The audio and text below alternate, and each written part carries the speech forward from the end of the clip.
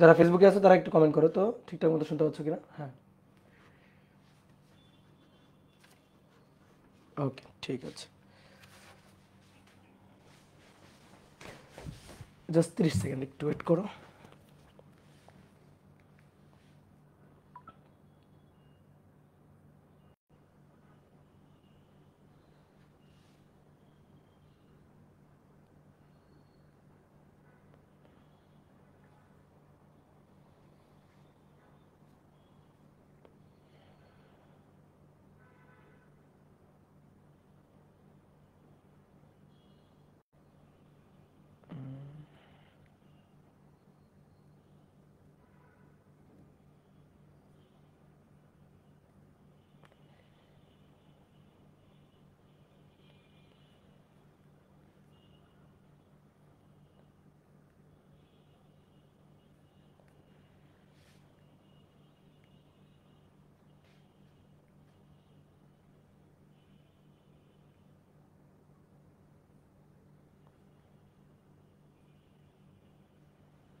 ওকে, ঠিক আছে।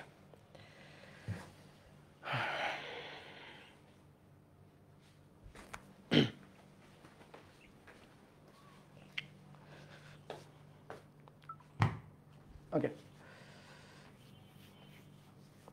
তো ডিয়ার স্টুডেন্ট, আশা করি সবাই ভালো আছো, সুস্থ আছো। আমরা আজকে আদর্শ গ্যাস ও গ্যাসের গতিতত্ত্ব অধ্যায়ের লাস্ট 3 নম্বর ক্লাসটা করব। তো এর আগে আমরা 2টা ক্লাস করে ফেলছি। তো আমাদের আজকের ক্লাসে কয়েকটা সৃজনশীল প্রশ্ন প্রবলেম সলভ করব, তারপরে শিশিরাঙ্ক রিলেটেড 2-একটা ম্যাথ প্রবলেম, আপেক্ষিক আর্দ্রতা রিলেটেড 2-একটা ম্যাথ প্রবলেম সলভ করব, এবং সবচেয়ে মোস্ট একটা ইম্পর্টেন্ট টপিক পড়ব, সেটা হচ্ছে হাইগ্রোমিটার এবং স্বাধীনতার মাত্রা অর্থাৎ ডিগ্রি অফ ফ্রিডম। তো চলো আমরা শুরু করে দিই। দেখো, হাইগ্রোমিটার হচ্ছে আপেক্ষিক আর্দ্রতা পরিমাপক যন্ত্র। হাইগ্রোমিটার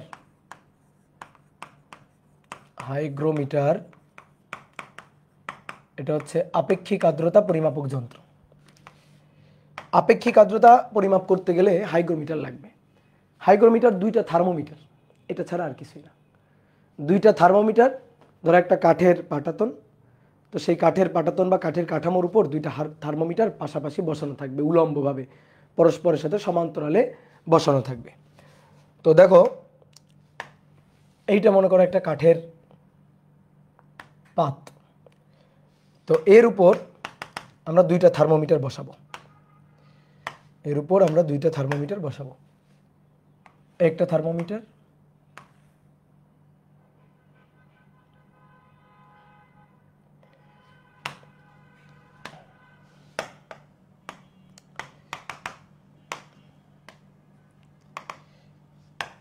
এই থার্মোমিটারটার নাম হচ্ছে শুষ্ক বাল্ব থার্মোমিটার। এই থার্মোমিটারটার নাম, একটু দাগ কেটে দিই।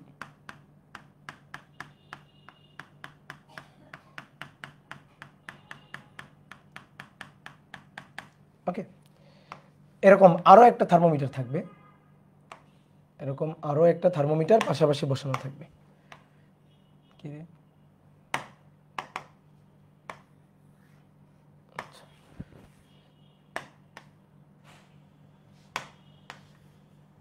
এই যে 2টা থার্মোমিটার এভাবে পাশাপাশি বসানো থাকবে, দিয়ে এটা মনে করো দেওয়ালে ঝুলাই দিবা। এই যে দেওয়ালে পেরেক দিয়ে ঝুলাই দিছি। এইবার আসো, এই যে থার্মোমিটারটা, এই থার্মোমিটারটাকে বলা হচ্ছে সিক্ত বাল্ব থার্মোমিটার। এটা হচ্ছে শুষ্ক বাল্ব থার্মোমিটার, আর এই থার্মোমিটারটা হচ্ছে সিক্ত বাল্ব থার্মোমিটার। কেন এটাকে সিক্ত বাল্ব থার্মোমিটার বলা হচ্ছে? এখানে একটা পাত্র নিব, একটা বিকার নিয়ে এর মধ্যে পানি নিব। ওকে, এইবার একটা সলতে মানে একটা ভেজা কাপড়, সেই কাপড়টা দিয়ে এই থার্মোমিটারের বাল্বটাকে পেঁচাই দিব, দিয়ে তার অন্য প্রান্ত, সেই কাপড়টার বা সলতেটার অন্য প্রান্ত, এটা আমরা পানিতে নিমজ্জিত করে দেব। এইটাই বিকারে রাখা পানির মধ্যে নিমজ্জিত করে দেব। তাহলে কী হবে, এই সলতে বা এই ভেজা কাপড়টা দিয়ে পানি বেয়ে বেয়ে উপরে উঠে সবসময় এই বাল্বটাকে, থার্মোমিটারের বাল্বটাকে সবসময় ভেজা অবস্থায় রাখবে। তাহলে এই থার্মোমিটারটা শুষ্ক অবস্থায় আছে, এ পরিবেশের তাপমাত্রা পরিমাপ করবে, এই কারণে এটাকে বলা হচ্ছে শুষ্ক বাল্ব থার্মোমিটার। আর এই থার্মোমিটারের বাল্বটা সবসময় ভেজা অবস্থায় আমি রাখছি, এই কারণে এই থার্মোমিটারটাকে বলা হচ্ছে সিক্ত বাল্ব থার্মোমিটার। এইবার তুমি একটু বুদ্ধি খাটায় বলো তো, এই দুইটা থার্মোমিটারের মধ্যে কোন থার্মোমিটারের পাঠ বেশি হবে? কোন থার্মোমিটারের পাঠ অর্থাৎ কোন থার্মোমিটার মান বেশি দেখাবে, তাপমাত্রার মান বেশি দেখাবে? অবশ্যই শুষ্ক বাল্ব থার্মোমিটার তাপমাত্রার মানটা বেশি দেখাবে, সিক্ত বাল্ব থার্মোমিটার তাপমাত্রার মানটা কম দেখাবে। কেন?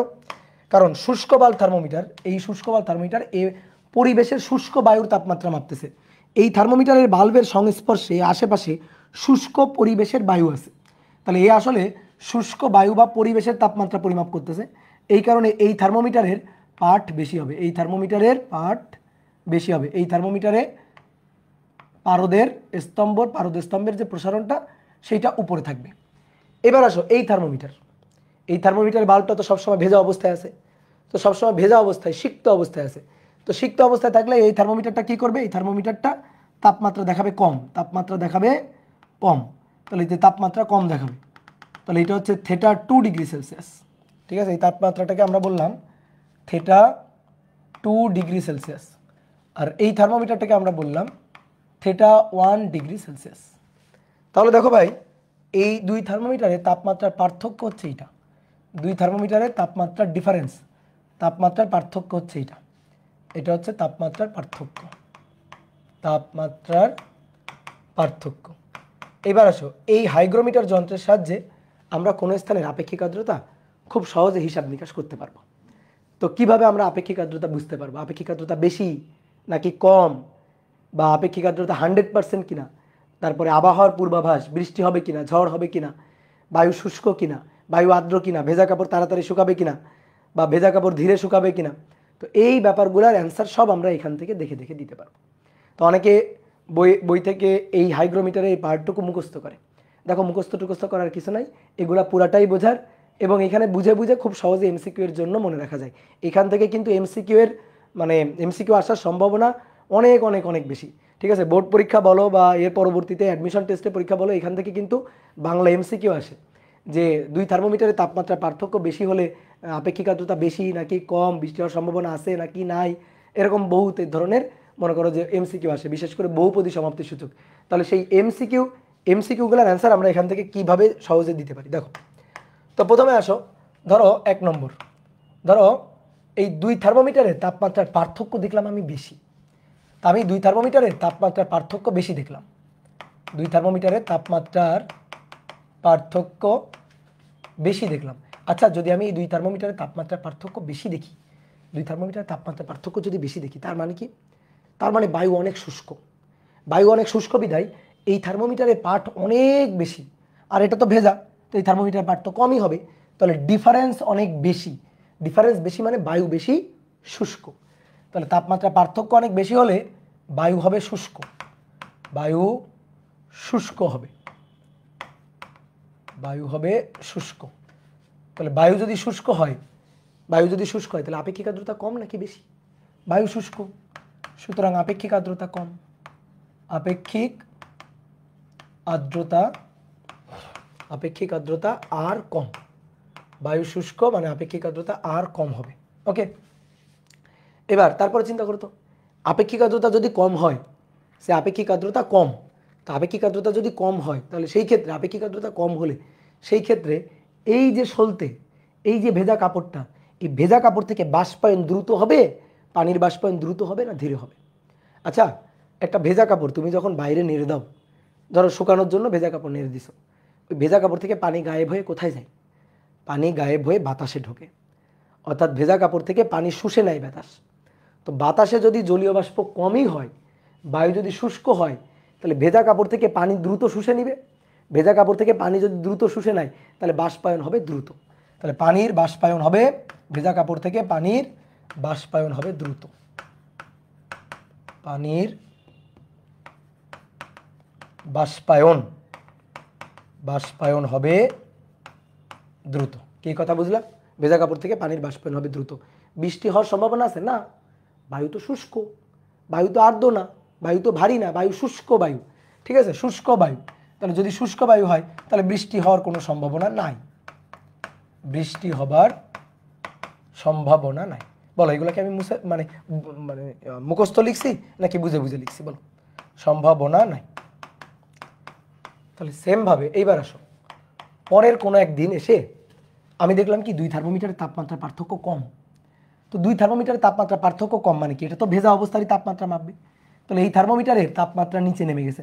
তো এই থার্মোমিটারের তাপমাত্রা কখন নিচে নামে, যখন বায়ু আর্দ্র হয়ে যাবে।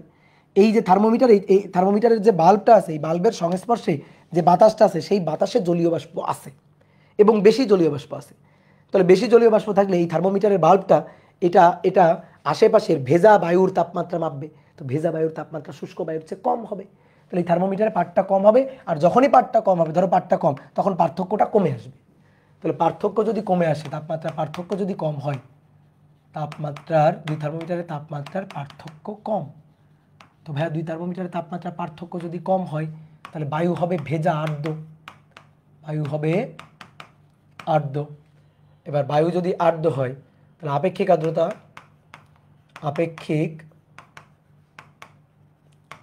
আর্দ্রতা আর বেশি, আপেক্ষিক আর্দ্রতা আর হবে বেশি। এবার আপেক্ষিক আর্দ্রতা আর বেশি মানে পানির বাষ্পায়ন ধীরে ধীরে হবে। আপেক্ষিক আর্দ্রতা বেশি, বায়ুতে জলীয় বাষ্প আছে বেশি। বর্ষাকালে দেখবা কাপড় নেড়ে দিলে আর শুকাইতে চায় না। ধরো মনে করো সারাদিন ধরে বৃষ্টি হইতেছে, কাপড় নেড়ে দিলে আর শুকাইতে চায় না। কেন শুকাবে কেন? কারণ বায়ু আর্দ্র হয়ে আছে, বায়ু শুষ্ক না, বায়ু আর্দ্র। তো বায়ুতে অনেক বেশি জলীয় বাষ্প আছে। এখন বাতাস কিভাবে জলীয় বাষ্প টেনে নিবে ভেজা কাপড় থেকে? ভেজা কাপড় থেকে টেনে নেওয়া সহজ হবে না। এই কারণে পানির বাষ্পায়ন হবে ধীরে, পানির বাষ্পায়ন হবে ধীরে। ওকে, এবার বৃষ্টি হওয়ার সম্ভাবনা আছে কিনা? হ্যাঁ আছে তো, কারণ বায়ু তো আর্দ্র, বায়ু তো ভারী।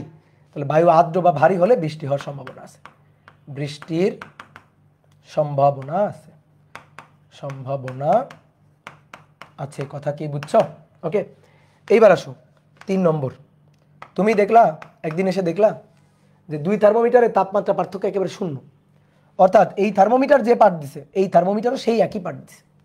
তাহলে দুই থার্মোমিটারের তাপমাত্রা পার্থক্য শূন্য, তাপমাত্রার পার্থক্য শূন্য।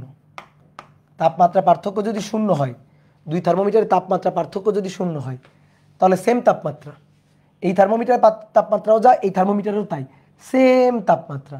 তাপমাত্রা পার্থক্য যদি শূন্য হয়, এটা তো অলরেডি ভেজা রাখা হয়েছে, ভালো করে বুঝবা। এটা তো আমি ইচ্ছা করে ভেজা রাখছি, এইটাকে আর ইচ্ছা করে ভেজা রাখার আগে নাই। এটা কি করছে, আশেপাশের যে বায়ু, ওই বায়ু 100% ভেজা, তাহলে বায়ু ওকে সবসময় ভেজায় রাখছে। ঠিক আছে, বায়ু ওকে এবার ভেজায় রাখছে। তাহলে কি হবে, এই থার্মোমিটারের বাল্বটা একেবারে 100% ভেজা বায়ুর তাপমাত্রা মাপতেছে। ঠিক আছে, একেবারে 100% ভেজা বায়ুর তাপমাত্রা। তাহলে তাপমাত্রা পার্থক্য যদি শূন্য হয়, অর্থাৎ দুই থার্মোমিটারের তাপমাত্রা যদি সেম থাকে, তাহলে বায়ু 100% আর্দ্র। তাহলে বায়ু 100% আর্দ্র, তার মানে আপেক্ষিক আর্দ্রতা আর হচ্ছে 100%, আর হচ্ছে 100%। কি কথা বুঝলা? আর কি, আর হচ্ছে 100%, মানে বৃষ্টি হবেই, কনফার্ম বৃষ্টি হবেই। ঠিক আছে, 100% আর্দ্র। অনেক সময় দেখবা যাদের বাসা ধরো নিচতলাতে, ধরো একেবারে গ্রাউন্ড ফ্লোরে, দেখবা অনেক সময় একটা মানে ভ্যাপসা গরম পড়ে। তো এই ভ্যাপসা গরমের সময় শরীরের ঘাম শুকাইতে চায় না। দেখবা ফ্লোর মেঝেটা কেমন ভেজা ভেজা হয়ে আছে, মেঝেটা ঘামে, মেঝেটা শুকাইতে চায় না।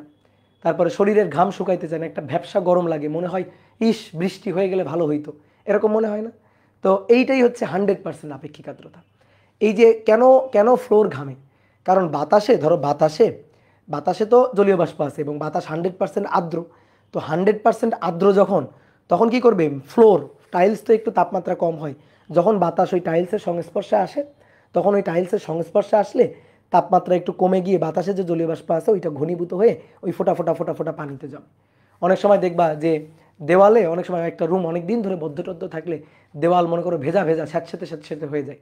তো এই যে 100% আপেক্ষিক আর্দ্রতা যখন হয়, তখন এই জিনিসগুলো ঘটে। শরীরের ঘাম শুকাইতে চায় না। কেন ঘাম শুকাইতে চায় না?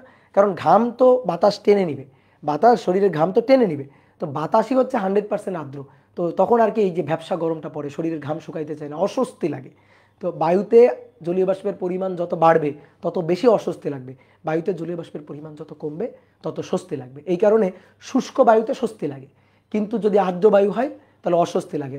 সৃজনশীল প্রশ্ন আসবে, ধরো ঢাকা চিটাগং 2 জায়গার কথা বলা থাকবে, কোন জায়গায় মানুষ বেশি স্বস্তি বোধ করবে, তো এরকম বলা থাকবে। তুমি আপেক্ষিক আর্দ্রতা হিসাব করবা, হিসাব করে যেখানে আপেক্ষিক আর্দ্রতা দেখবা কম, সেইখানকার মানুষ সবচেয়ে বেশি স্বস্তি বোধ করবে, আর আপেক্ষিক আর্দ্রতা যেখানে বেশি সেখানে একটু তুলনামূলক অস্বস্তি বোধ করবে। কি কথা বুঝছো? এইবার আসো 4 নম্বর। 4 নম্বরটা হচ্ছে তুমি একদিন দেখলা কি, সাপোজ এই হাইগ্রোমিটার যন্ত্রের দিকে তাকায় আছো, তুমি দেখলা তাপমাত্রার ডিফারেন্সটা হঠাৎ করে হ্রাস পাওয়া শুরু করছে, হঠাৎ করে।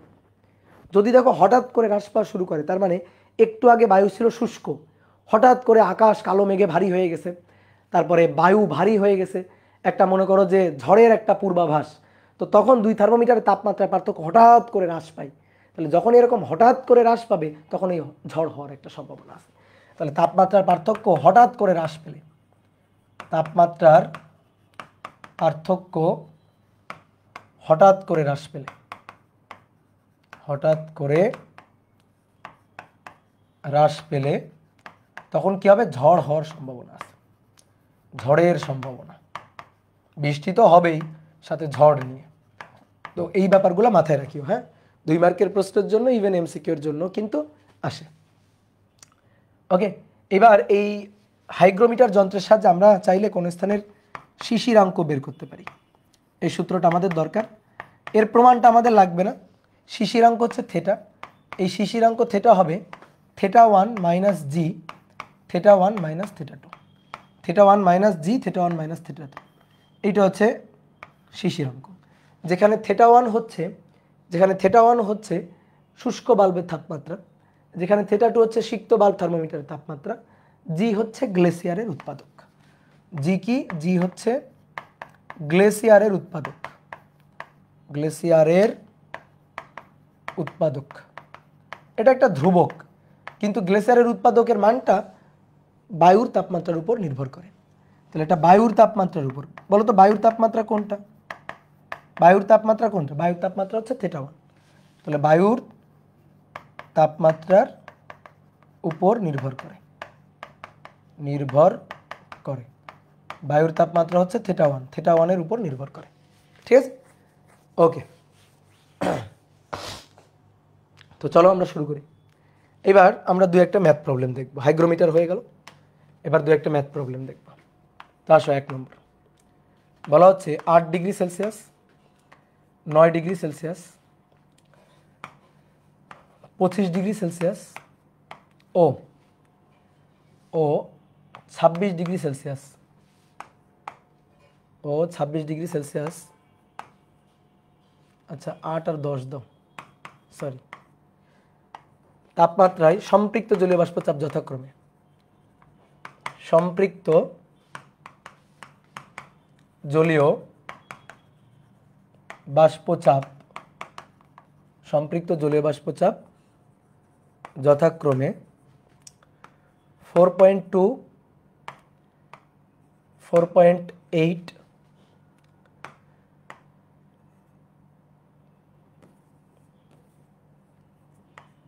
14.9 ও 15.5 এত মিলিমিটার মার্কারি। ঠিক আছে, বলা আছে ওই স্থানের শিশিরাঙ্ক 8.4 ডিগ্রি সেলসিয়াস এবং বায়ুর তাপমাত্রা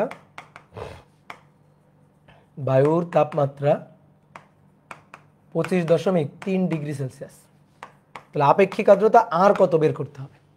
বুঝলা, খুবই সহজ ম্যাথ, ঐকিক নিয়মের ম্যাথ।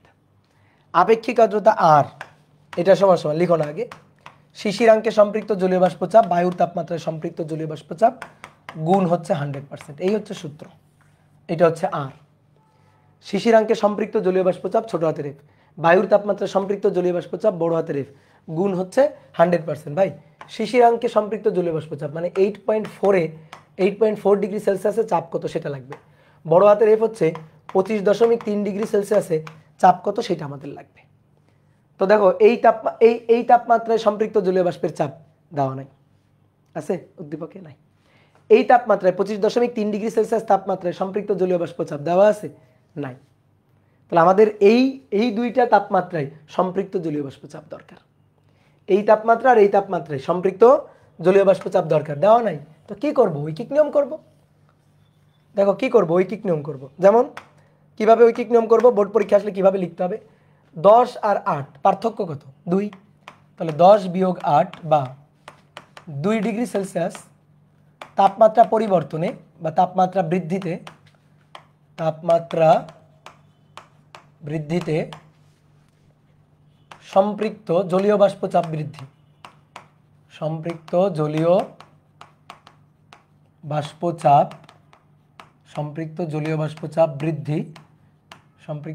চাপ বৃদ্ধি কত? 8-এর জন্য 4.2, 10-এর জন্য 4.8। তাহলে ভাই 4.8 মাইনাস 4.2, তাহলে 4.8 মাইনাস 4.2, তাহলে 0.6 এত মিলিমিটার মার্কারি। কত ডিগ্রির জন্য ভাই? 2 ডিগ্রির জন্য। তাহলে আমাদের লাগবে 8.4-এর জন্য, তার মানে 0.4-এর জন্য লাগবে। তাহলে 8.4 এভাবে লিখতে হবে কিন্তু বোর্ড পরীক্ষা আসলে 8.4 মাইনাস 8, তাহলে বা 0.4 ডিগ্রি সেলসিয়াস তাপমাত্রা বৃদ্ধিতে সম্পৃক্ত জলীয় বাষ্পচাপ বৃদ্ধি।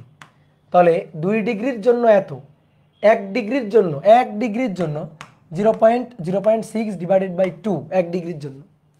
ঠিক আছে, 2 ডিগ্রি সেলসিয়াস তাপমাত্রার জন্য পরিবর্তন এত, 1 ডিগ্রির জন্য কত? ব্যাস, ওই ব্যাপে সাউন্ড নাই? কি বলো ওই ব্যাপে সাউন্ড নাই? দাদা কিছু বোঝা যায় না, সাউন্ড নাই। হে কতক্ষণ ধরে সাউন্ড নাই? দাঁড়াও। এইরকম হয় কেন মাঝে মাঝে এই প্রবলেম হয় কেন বুঝলাম না তো।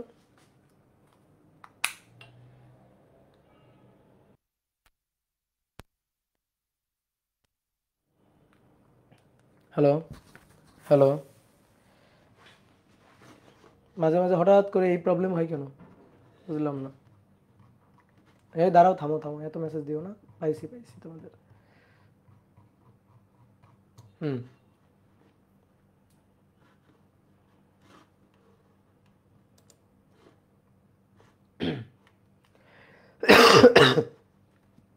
আচ্ছা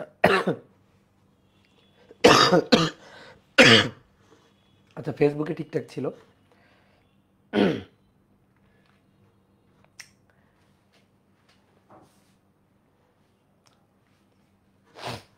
এই আগের পৃষ্ঠায় সবকিছু ঠিকঠাক ছিল? যারা ওই ব্যাপে আসো, আগের পৃষ্ঠায় যারা ছিল সবকিছু ঠিকঠাক ছিল না? কোন জায়গা থেকে ঠিকঠাক ছিল না? এটা হয়েছে, এটা হয়েছে। হ্যাঁ, এটা ফর্মুলা। আচ্ছা, ফর্মুলা থেকে দেখো, শিশিরাঙ্ক থেটা বের করতে হবে। সেই শিশিরাঙ্ক হচ্ছে θ1 মাইনাস জি, θ1 মাইনাস θ0। এটা হচ্ছে সূত্র। এই সূত্রের প্রমাণ আমাদের লাগবে না, প্রমাণ আমাদের বইতে নাই। তো জি হচ্ছে গ্লেসিয়ারের উৎপাদক। গ্লেসিয়ার একজন বিজ্ঞানীর নাম, তার নাম অনুযায়ী ধ্রুবকটাকে বলা হয় গ্লেসিয়ারের উৎপাদক। এবার এটা কিসের উপর ডিপেন্ড করে? গ্লেসিয়ারের উৎপাদকটা কিসের উপর ডিপেন্ড করে? তাপমাত্রার উপর। কোন তাপমাত্রা? বায়ুর তাপমাত্রা। বায়ুর তাপমাত্রা কোনটা মাপবে? শুষ্ক বাল থার্মোমিটার, যেটা θ1। তাহলে জি নির্ভর করে θ1-এর উপর। জি হচ্ছে একটা ধ্রুবক যার নাম হচ্ছে গ্লেসিয়ারের উৎপাদক। তো আমরা যখন ম্যাথ করব তখন এটা নিয়ে, এই সূত্র নিয়ে আলোচনা করব। ঠিক আছে, বাট এই সূত্রের প্রমাণ জানতে চাইও না ভাই কোত্থেকে আসলো, এই সূত্রের প্রমাণ দরকার নেই। ঠিক আছে, মান কত? মান বলে দিবে কোশ্চেনে, মান বলে দিবে, এটার মান কোশ্চেনে বলে দিবে। এবার আসো, খুব সহজ একটা ম্যাথ করতেছি। এটা একেবারে ঐকিক নিয়মের ম্যাথ, খুব সহজ একটা math. 8 degree, 10 degree, 25 degree, 26 degree তাপমাত্রায় সম্পৃক্ত জলীয় বাষ্পচাপ যথাক্রমে এত দেওয়া আছে। ঠিক আছে, বলছে শিশিরাঙ্ক 8.4, বায়ুর তাপমাত্রা 25.3 হলে আপেক্ষিক আর্দ্রতা কত? ভাই 8-এর জন্য দেওয়া আছে, 10-এর জন্য দেওয়া আছে, আমার 8.4-এর জন্য লাগবে। চাপ কত? সম্পৃক্ত জলীয় বাষ্প চাপ কত? দেওয়া নাই। আমার 25.3-এর জন্য লাগবে, 25-এর জন্য দেওয়া আছে, 26-এর জন্য দেওয়া আছে। ঐকিক নিয়ম করে করে এই 8.4 এবং 25.3 ডিগ্রি সেলসিয়াস তাপমাত্রায় সম্পৃক্ত জলীয় বাষ্প চাপ বের করতে হবে। বের করে দেন আমাদের আপেক্ষিক আর্দ্রতা বের করতে হবে। সেই কাজটা আমরা করতেছি, যে 10 বিয়োগ 8, 2 ডিগ্রি সেলসিয়াস তাপমাত্রায় পরিবর্তনে সম্পৃক্ত জলীয় বাষ্প চাপের বৃদ্ধি হচ্ছে এইটা 2 ডিগ্রির জন্য। 1 ডিগ্রির জন্য কত? 1 ডিগ্রির জন্য হচ্ছে 0.6 ডিভাইডেড বাই 2। 2 ডিগ্রির জন্য এত হলে 1 ডিগ্রির জন্য কত? এবার আমাদের কি লাগবে? আমাদের লাগবে 0.4 ডিগ্রির জন্য কত? তাহলে গুণ 0.4, তাহলে 0.6 ডিভাইডেড বাই 2 গুণ 0.4, তাহলে 0.12 মিলিমিটার মার্কারি।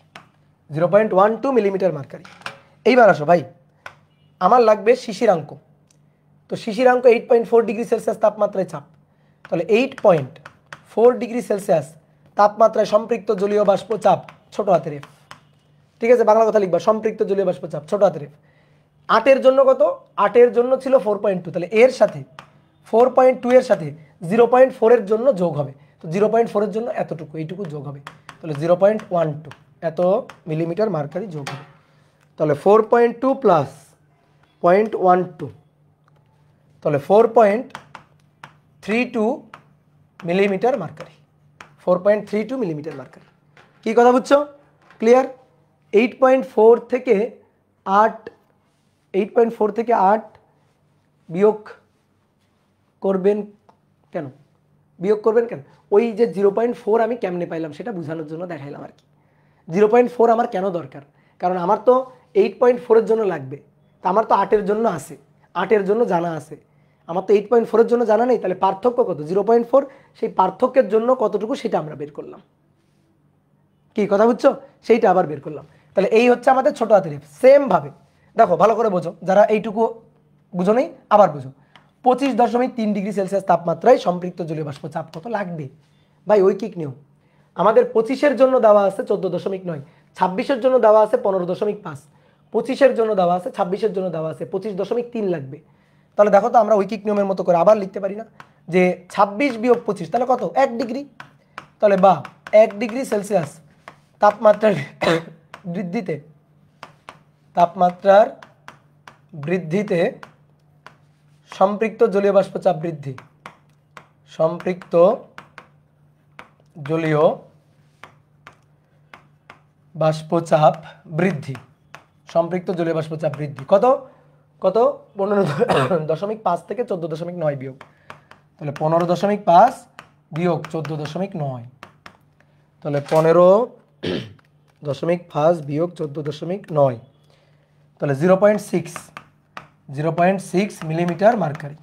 ওকে, তাহলে অতএব আমাদের লাগবে 0.3 জন্য, তাহলে 25.3 মাইনাস 25, তাহলেই তো 0.3 পাওয়া যাবে। তাহলে বা 0.3 ডিগ্রি সেলসিয়াস তাপমাত্রা বৃদ্ধিতে সম্পৃক্ত জলীয় বাষ্পচাপ বৃদ্ধি। দেখো 1 ডিগ্রির জন্য এটা, 1 ডিগ্রির জন্য এটা, তাহলে 0.3 ডিগ্রির জন্য কত? ঐকিক নিয়ম, 1 ডিগ্রির জন্য যদি এটা হয় তাহলে 0.3 গুণ দিয়ে দিব এখানে, তাহলে 0.6 ইন্টু 0.3, তাহলে 0.18 এত মিলিমিটার মার্কারি। তাহলে এবার আসো বোর্ডে দেখো, আমার লাগবে কার জন্য? বড় হাতের এফ, বড় হাতের এফ লাগবে 25.3 এর জন্য। তাহলে 25.3 এর জন্য, 25-এর জন্য 14.9, ঠিক আছে, 25-এর জন্য 14.9, তাহলে 25.3 ডিগ্রি সেলসিয়াস তাপমাত্রায় সম্পৃক্ত জলীয় বাষ্পচাপ বড় হাতের এফ, তাহলে 25-এর জন্য 14.9 যোগ 0.18, তাহলে এর সাথে যোগ 14.9 যোগ 0.18, তাহলে 15.08 এত মিলিমিটার মার্কারি, এত মিলিমিটার মার্কারি। তাহলে এবার আর ছোট এফ বাই বড় এফ গুণ 100%। নাও এবার মান বসাও। ছোট এফ এর মান এই যে 4.32 আর বড় এফ এর মান 15.08 গুণ 100%। মানে এটা কি টাইপের ম্যাথ? ক্লাস 2-3-তে করা ম্যাথ, ঐকিক নিয়ম। ও না সরি, 2-3-তে তো ঐকিক নিয়ম করো না, কোথায় করো? ক্লাস 4-5-এ। তাহলে 4-5-এর ম্যাথ ঐকিক নিয়ম, যে এত তাপমাত্রায় এত হলে এত তাপমাত্রায় কত, তাহলে 28.64%, এইটা হচ্ছে আপেক্ষিক আর্দ্রতা। এই বুঝতে পারছো? ক্লিয়ার? তো খুবই সহজ একটা ম্যাথ করালাম। তুমি বোর্ড পরীক্ষা আসলে এইভাবে করবা। কোন পরীক্ষা? বোর্ড পরীক্ষা আসলে এইভাবে করবা। এবার এই ম্যাথের তোমার একটা শর্টকাট টেকনিক শিখাই দিব, এই ম্যাথের একটা শর্টকাট টেকনিক শিখাই দিই, দেখো কত সহজ আমি বের করতে পারি। মানে আমার এত কিছু ঐকিক নিয়ম করা লাগবে না, আমার আপেক্ষিক আর্দ্রতা বের করতে হবে। ওকে, তাহলে আর ইকুয়াল টু দেখো শর্টকাট, ছোট এফ বাই বড় এফ গুণ 100%। তাহলে ভালো করে শোনো, ছোট এফ লাগবে কার জন্য? 8.4 ডিগ্রি সেলসিয়াসের জন্য। বড় এফ লাগবে কার জন্য? 25.3 এর জন্য, 25.3 এর জন্য। ওকে, তাহলে দেখো এবার বোর্ডে দেখো, বোর্ডে দেখো শর্টকাট টেকনিকটা দেখো।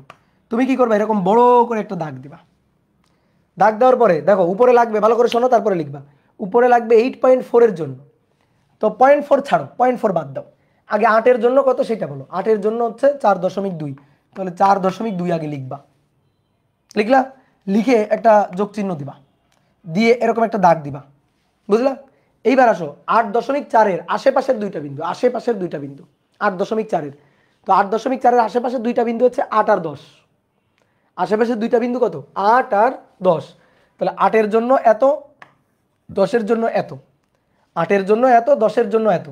উপরে নিবা চাপের পরিবর্তন, নিচে নিবা তাপমাত্রার পরিবর্তন, ঠিক আছে? উপরে নিবা চাপের পরিবর্তন, নিচে নিবা তাপমাত্রার পরিবর্তন।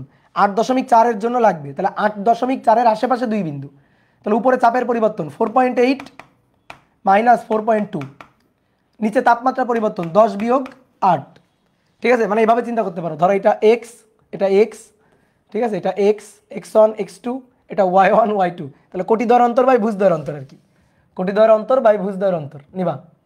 নেওয়ার পরে এইবার আসো বোর্ডে তাকাও, তোমার লাগবে তো 8.4-এর জন্য, তাহলে 0.4, তাই না? 0.4 এর জন্য লাগবে, তাহলে এর সাথে সুন্দর করে গুণ দিবা 0.4, শেষ, উপরের কাহিনী খতম, উপরের কাহিনী খতম। এবার আসো দেখি নিচের কাহিনী বলতে পারো কিনা। 25.3-এর লাগবে ভাই, 25-এর জন্য কত? 25-এর জন্য 14.9, তাহলে 14.9 আগে লিখে নিবা, তারপর একটা যোগ দিয়ে একটা দাগ দিবা, তারপর যোগ দিয়ে একটা কি করবা? দাগ দিবা। এবার 25.3-এর আশেপাশে 25 আর 26, তাহলে 25 আর 26, উপরে চাপের পরিবর্তন, নিচে তাপমাত্রা পরিবর্তন, তাহলে 15.5 বিয়োগ 14.9, নিচে তাপমাত্রা পরিবর্তন 26 বিয়োগ 25, 26 বিয়োগ 25, ওকে ওকে ডান। কতর জন্য লাগবে? 25.3-এর জন্য লাগবে, 25-এর কাহিনী শেষ, 0.3, তাহলে গুণ দিবা 0.3। এবার তোমার যদি বিশ্বাস নয় করে দেখো, তুমি এটাই পাবা 28.64%। এটা হচ্ছে shortcut technique, this is shortcut, বুঝতে পারছো? এইবার কথা হচ্ছে এইখানে যা করছি এইখানেও তাই করছি, কিন্তু এখানে করছি ঐকিক নিয়মে, সেই কাজটা এখানে তাড়াতাড়ি সংক্ষেপে করে ফেলছি, ঠিক আছে? এইখানে তাড়াতাড়ি সংক্ষেপে করে ফেলছি। দেখো ভাই ঐকিক নিয়মই করছি। কেমনে ঐকিক নিয়ম করছি দেখো তো, এই হিসাবটা কেমনে আসছে? 4.8 মাইনাস 4.2 ডিভাইডেড বাই 2 দিছি না, তো তাই তো করছি। দেখো 4.8 মাইনাস 4.2 ডিভাইডেড বাই 10 বিয়োগ 8, তারপরে এর সাথে গুণ দিছি 0.4, গুণ দিছি 0.4, তারপর এখানে যে মান পাইছি তার সাথে 4.2 যোগ করছি, 4.2 যোগ করছি, বুঝলা? তাহলে হিসাব একই রকম। ওকে, তাহলে তোলো, দ্রুত তোলো, দ্রুত তুলে নাও। এখন এই ম্যাথটা বুঝলে তুমি এই টাইপের যে কোনো ম্যাথ বুঝবা। তবে যদি বোর্ড কোশ্চেন হয় সংক্ষেপে করবা না, বোর্ড কোশ্চেন হলে ঐকিক নিয়মে ওই যে ডিটেলস ডান পাশের নিয়মে করবা। আর যদি অ্যাডমিশন টেস্টের কথা বলো, রিটেন সাপোজ বুয়েট রিটেন, তাহলে তো এইটার কোনো বিকল্প নাই, বা এমসিকিউ হলে তো এটার কোনো বিকল্প নাই।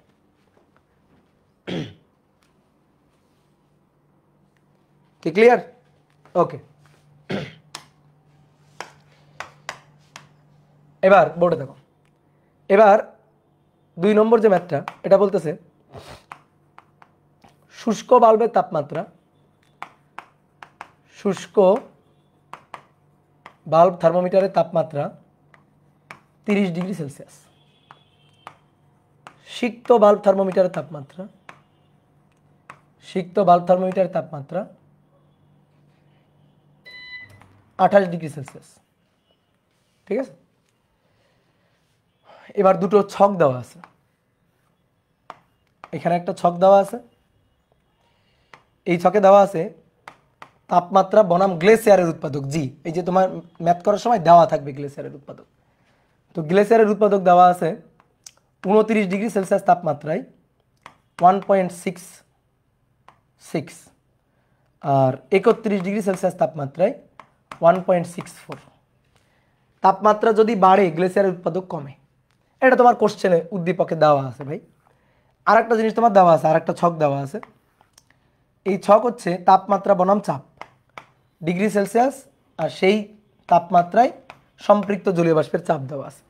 তো এবার আর আমি ওই যে বাংলা কথা না লিখে ছকের মাধ্যমে দিয়ে দিচ্ছি। তাহলে 26 ডিগ্রি সেলসিয়াস তাপমাত্রায়, তারপরে 28 ডিগ্রি সেলসিয়াস তাপমাত্রায়, আর একটা আছে 30 ডিগ্রি সেলসিয়াস তাপমাত্রায়। তো 30 ডিগ্রি সেলসিয়াস তাপমাত্রায় 30 ডিগ্রি সেলসিয়াস তাপমাত্রায় 42.33, 28 ডিগ্রি সেলসিয়াস তাপমাত্রায় 32.91, আর 26 ডিগ্রি সেলসিয়াস তাপমাত্রায় 31.32। সরি 26 ডিগ্রি সেলসিয়াস তাপমাত্রায় 25.91 25.31 এটা দেওয়া আছে দিয়ে বলতেছে না ওই স্থানের আপেক্ষিক আর্দ্রতা আর এর মানটা হিসাব করো ওই স্থানের আপেক্ষিক আর্দ্রতা আর হিসাব করো ওকে তো এবার আসো দেখো এবার আমার এখান থেকে আপেক্ষিক আর্দ্রতা বের করতে হবে তো ভাই আপেক্ষিক আর্দ্রতা বের করতে গেলে ছোট এফ বাই বড় এফ গুণ 100% তো ছোট এফ হচ্ছে শিশিরাঙ্কে তো শিশিরাঙ্ক গিভেন না শিশিরাঙ্ক জানি না বড় হাতের এফ হচ্ছে বায়ুর তাপমাত্রা জানি এই যে শুষ্ক বাল্ব এটাই বায়ুর তাপমাত্রা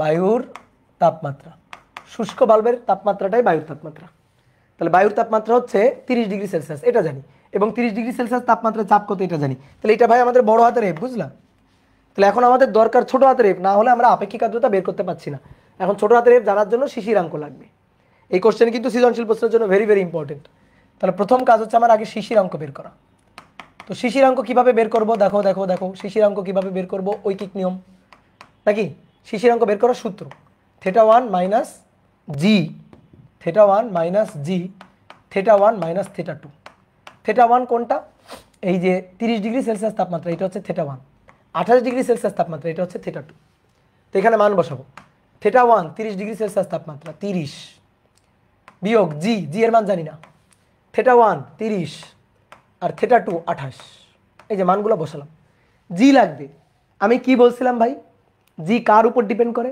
জি ডিপেন্ড করে হচ্ছে বায়ুর তাপমাত্রার উপর তো বায়ুর তাপমাত্রা মানে শুষ্ক বাল্ব থার্মোমিটারের তাপমাত্রা বায়ুর তাপমাত্রা 30 ডিগ্রি সেলসিয়াস 30 ডিগ্রি সেলসিয়াস তাপমাত্রায় গ্লেসিয়ারের উৎপাদক কত সেইটা লাগবে তো 30 ডিগ্রি সেলসিয়াস তাপমাত্রায় দেখো তো গ্লেসিয়ারের উৎপাদকের মান দেওয়া আছে এটা কোশ্চেনে দেওয়া থাকবে তো 30 ডিগ্রি সেলসিয়াস তাপমাত্রায় গ্লেসিয়ারের উৎপাদক দেওয়া নাই আছে কততে 29 আছে 31 আছে তাহলে ভাই ঐকিক নিয়ম করে বের করতে হবে কেমনভাবে ঐকিক নিয়ম করব 31 বিয়োগ 29 31 বিয়োগ 29 বা কয় ডিগ্রি 2 ডিগ্রি তাহলে 2 ডিগ্রি সেলসিয়াস তাপমাত্রা পরিবর্তনে জি এর বৃদ্ধি গ্লেসিয়ারের উৎপাদক বাড়ে তাপমাত্রা যদি হ্রাস পায় দেখো 31 থেকে 29 তাপমাত্রা হ্রাস পাইছে তাহলে জি এর মানটা বাড়বে তাহলে 29 থেকে যদি 31-এ যায় অর্থাৎ 2 ডিগ্রি সেলসিয়াস তাপমাত্রা যদি বাড়ায় তাহলে জি কমবে আর যদি তাপমাত্রা কমায় জি বাড়বে উল্টা তা আমরা পরিবর্তনই লিখি জি এই পরিবর্তন জি এর পরিবর্তন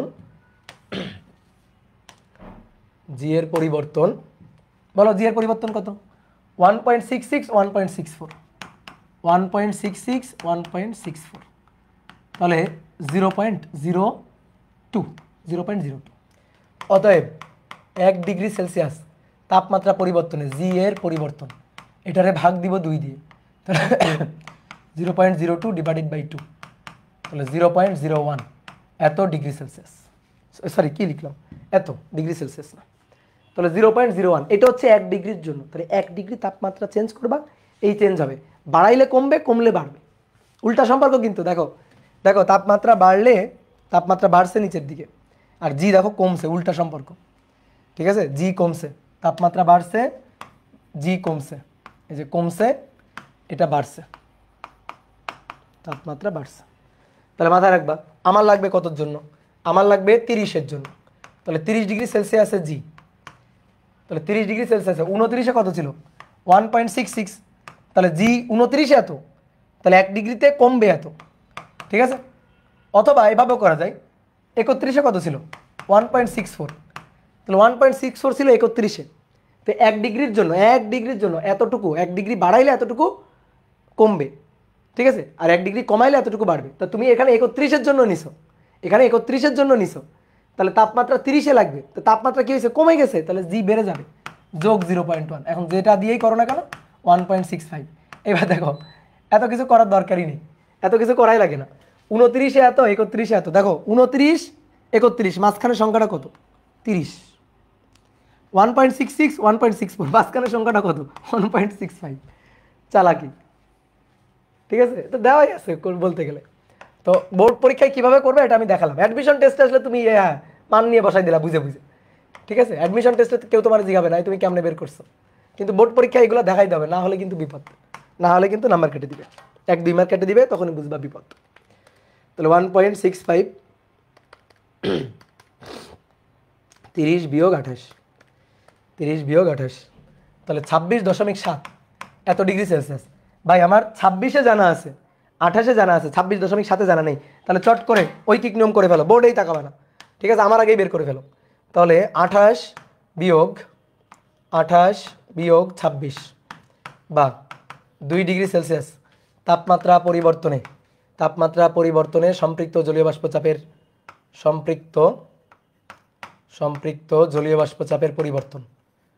জলীয় বাষ্পচাপের পরিবর্তন বা বৃদ্ধি, সেটা 32.91 বিয়োগ 25.31, ওকে, এত মিলিমিটার মার্কারি। তাহলে অতএব 1 ডিগ্রির জন্য তো আমরা ঐকিক নিয়ম পারি, ছোটবেলায় শিখছি ঐকিক নিয়ম, 26.7 বিয়োগ 26 বা 0.7 ডিগ্রি সেলসিয়াসের জন্য যা হবে, তাহলে 2 ডিগ্রির জন্য এইটা, তাহলে 32.91 25.31 ভাগ 2 গুণ 0.7, বুঝলা? তাহলে হিসাব করলে 32.91 বিয়োগ 25.31 2 গুণ 0.7, 2.66 মিলিমিটার মার্কারি। তাহলে বড় হাতের এফ লাগবে, হ্যাঁ, বড় হাতের এফ। তো বড় হাতের এফ তো এইটা দেওয়াই আছে, তাহলে ছোট হাতের এফ শিশিরাঙ্কে, তাহলে 26-এর জন্য ছিল এইটা, তার সাথে ওইটা যোগ হবে, তাহলে 25.31-এর সাথে যোগ হবে 2.66, তাহলে 25.31 যোগ 2.66, 25.31 যোগ 2.66, তাহলে ভাইয়া 27.97। তাহলে অতএব আর ইকুয়াল টু ছোট এফ বাই বড় এফ গুণ 100%। তাহলে ছোট এফ এর মান 27.97 আর বড় এফ এর মান 42.33 গুণ 100%। তাহলে 27.97 42.33 গুণ 100%, তাহলে 66.07 ডান হয়ে গেল। এটাই হচ্ছে আপেক্ষিক আর্দ্রতা। বুঝলাম? শর্টকাটে যদি করতে চাই, শর্টকাটে পারবো কিনা? হ্যাঁ ভাই, পারবো না কেন, অবশ্যই পারবো। আর ইকুয়াল টু ছোট এফ বাই বড় এফ, নাও শর্টকাট, বড় এফ এর মান তো দেওয়াই আছে 42.33, ছোট এফ লাগবে তো 26.7-এর জন্য, এই যে তো 26-এর জন্য 25.31 লিখবো, লিখে একটা দাগ, তারপরে 26-এর আশেপাশে দুইটা বিন্দু, এই যে 26.7-এর আশেপাশে এই দুইটা বিন্দু 26 আর 28, তাহলে উপরে হবে চাপের পরিবর্তন, কোটিদ্বয়ের পরিবর্তন, তাহলে 32.91 বিয়োগ 25.31 আর 28 বিয়োগ 26 গুণ কতর জন্য? 0.7-এর জন্য, তাহলে গুণ 0.7 0.7। তো নাও এখান থেকে হিসাব করবা, দেখো এটাই পাবা 66.07। এটা হচ্ছে অ্যাডমিশন টেস্ট, রিটেন, বুয়েট রিটেনের জন্য এইভাবে করতে হবে। ছোট হাতের এফ আর বড় হাতের এফ এর নাম মান কই তো এত এগুলো কি? এটা ছোট হাতের এফ এর মান আর এটা বড় হাতের এফ এর মান বায়ুর তাপমাত্রায়, মান কই, মান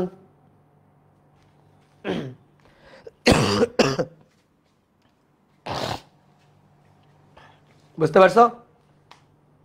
ওকে, এইবার আসো ডিগ্রি অফ ফ্রিডম, স্বাধীনতার মাত্রা। এই টপিক থেকে তোমার রিটেন কোশ্চেন আসবে না, তোমার এমসিকিউ কোশ্চেন আসতে পারে।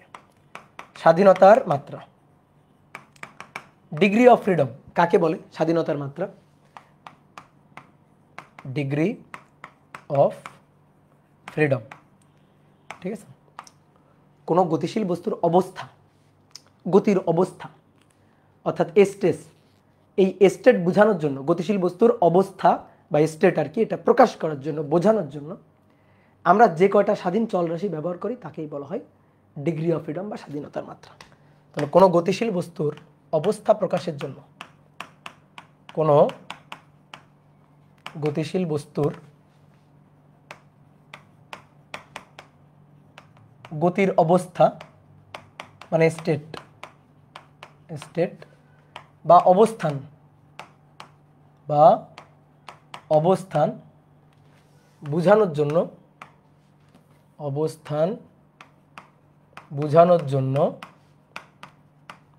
জন্য যে কটা স্বাধীন চলরাশি দরকার, যে কটা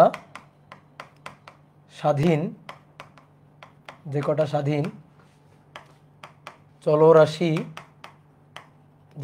চলরাশি দরকার তাকেই বলা হয় ডিগ্রি অফ ফ্রিডম, বা স্বাধীনতার মাত্রা। এবার আসো আমি তোমাকে কয়েকটা উদাহরণ দিয়ে বুঝাই। তুমি গ্যাসের কথা বাদ দাও, গ্যাসের অধ্যায় থেকে বের হও। ধরো দুইটা খুঁটির মাঝখানে একটা তার টান করে বাঁধা আছে, এবার এই তারটা বেয়ে একটা মনে করো পিঁপড়া, ধরো একটা পিঁপড়া, ঠিক আছে? এই পিঁপড়াটা এভাবে হেঁটে হেঁটে হেঁটে হেঁটে সামনের দিকে যাচ্ছে, ঠিক আছে? তো এই যে পিঁপড়াটা যে হেঁটে হেঁটে সামনের দিকে যাচ্ছে, এই পিঁপড়াটার গতি কেমন? একমাত্রিক গতি না? এর গতি প্রকাশ করার জন্য স্বাধীন চলরাশি কয়টা দরকার? একটা দরকার, শুধু এক্স অক্ষের স্থানাঙ্ক। এর বেগ একটা নির্দিষ্ট দিকে, ধরো এক্স অক্ষের দিকে, তাহলে এর বেগ হচ্ছে এই যে 2i metre per second x অক্ষের দিকে। এর অবস্থান প্রকাশের জন্য জাস্ট এক্স অক্ষের স্থানাঙ্ক ব্যবস্থার সাহায্য লাগবে। তাহলে শুধু এক্স অক্ষ, ওয়াই লাগবে না, জেড অক্ষ লাগবে না। তাহলে এর গতি প্রকাশ করার জন্য আমার কয়টা স্থানাঙ্ক ব্যবস্থার সাহায্য লাগবে? একটা। এই কারণে এর গতি হচ্ছে একমাত্রিক গতি। তাহলে এর ডিগ্রি অফ ফ্রিডমকে এফ দিয়ে প্রকাশ করা হয়, তো এর ডিগ্রি অফ ফ্রিডম হচ্ছে 1। কারণ এর গতির অবস্থান এগুলো প্রকাশ করার জন্য জাস্ট একটা স্বাধীন চলরাশি দরকার। এইবার মনে করো তোমার বাসার মেঝে, ঠিক আছে? এই মেঝের উপর দিয়ে ধরো একটা ইঁদুর বা একটা তেলাপোকা চলে যাচ্ছে, ঠিক আছে? ধরো একটা ইঁদুর, কি ইঁদুর রাখলাম আমি, আচ্ছা ধরো হইলো একটা ইঁদুর।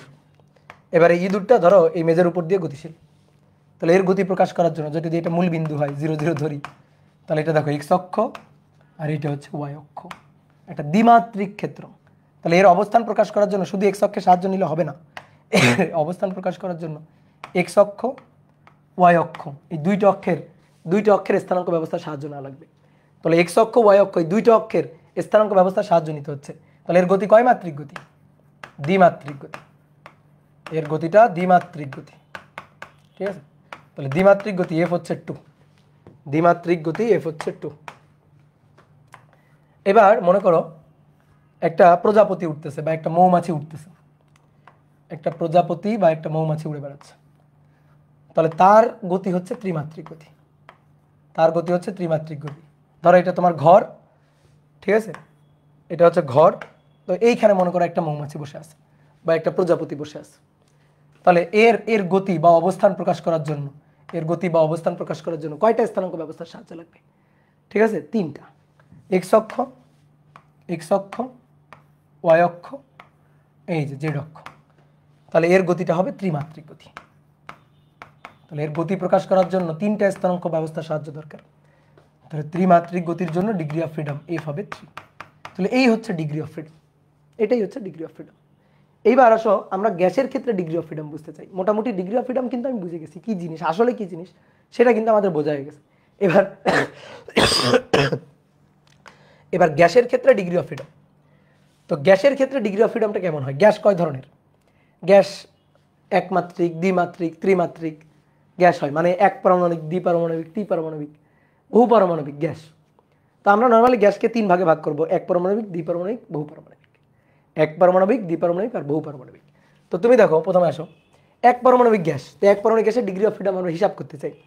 তো গ্যাসের ডিগ্রি অফ ফ্রিডম 3টা কারণে হয়: রৈখিক গতির কারণে, ঘূর্ণন গতির কারণে, আর একটা হচ্ছে স্পন্দন গতির কারণে। রৈখিক গতি, ঘূর্ণন গতি, স্পন্দন গতি, ভালো করে বুঝবা। 3টা গতির কারণে। প্রথমে আসলো রৈখিক ডিগ্রি অফ ফ্রিডম। রৈখিক ডিগ্রি অফ ফ্রিডম, বা এটা এক্স অক্ষ, এটা ওয়াই অক্ষ, আর এটা হচ্ছে জেড অক্ষ। ওকে, এক্স অক্ষ, ওয়াই অক্ষ, জেড অক্ষ। এবার মনে করো একটা গ্যাসের অণু।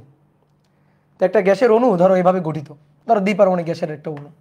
তাহলে অণুর এই একটা পরমাণু আর এই একটা পরমাণু, এটা হচ্ছে তাদের বন্ড, এইভাবে গঠিত আর কি। তো এরকম একটা অণু চিন্তা করো।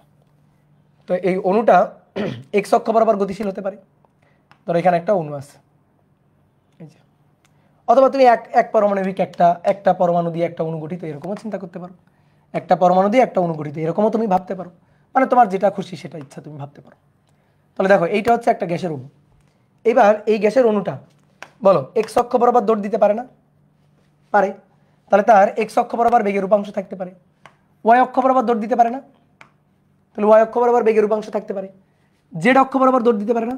তাহলে জেড অক্ষ বরাবরও তার বেগের উপাংশ থাকতে পারে। ঠিক আছে, তাহলে তিনটা অক্ষ বরাবর বেগের উপাংশ থাকতে পারে, তিনটা অক্ষ বরাবরই তার বেগের উপাংশ থাকতে পারে।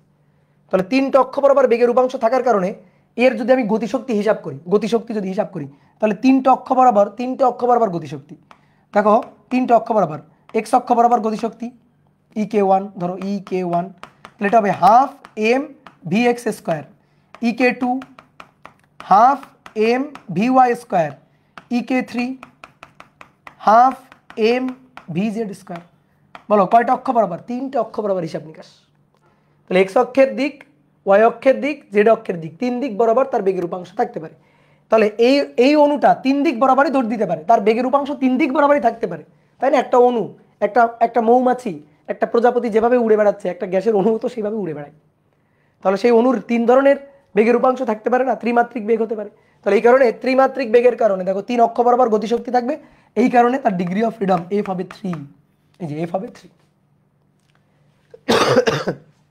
যদি সাপোজ কোনো একটা কণা, সে মনে করো ওয়াই অক্ষ বরাবর যায় না, শুধুমাত্র এক্স অক্ষ বরাবর যায়, তাহলে শুধুমাত্র এক্স অক্ষ বরাবর গেলে জেড অক্ষ বরাবর যায় না, তাহলে এই দুইটা থাকবে না, শুধু এইটা থাকবে, তার ডিগ্রি অফ ফ্রিডম হবে 1। অথবা কোনো একটা ধরো কণা, সে ওয়াই অক্ষ বরাবর আর জেড অক্ষ বরাবর যায়, এক্স অক্ষ বরাবর তার রৈখিক গতি থাকে না, তাহলে এক্স অক্ষ বরাবর যদি রৈখিক গতি না থাকে, এটা থাকবে না, এটা থাকবে, এটা থাকবে, তাহলে তার ডিগ্রি অফ ফ্রিডম হবে 2। কথা কি বুঝছো? এইবার আসো ঘূর্ণন গতি। ঘূর্ণন গতির জন্য এরকম ত্রিমাত্রিক ক্ষেত্রে তিন অক্ষ বরাবর তিনটা ডিগ্রি অফ ফ্রিডম থাকতে পারে ঘূর্ণন গতির জন্য। তাহলে 2 নম্বর হচ্ছে ঘূর্ণন গতি, ঘূর্ণন বা কৌণিক গতি, ঘূর্ণন গতি বা কৌণিক গতি। তাহলে এটা এক্স অক্ষ, এটা ওয়াই অক্ষ, আর এটা জেড অক্ষ। এক্স অক্ষ, ওয়াই অক্ষ আর জেড অক্ষ।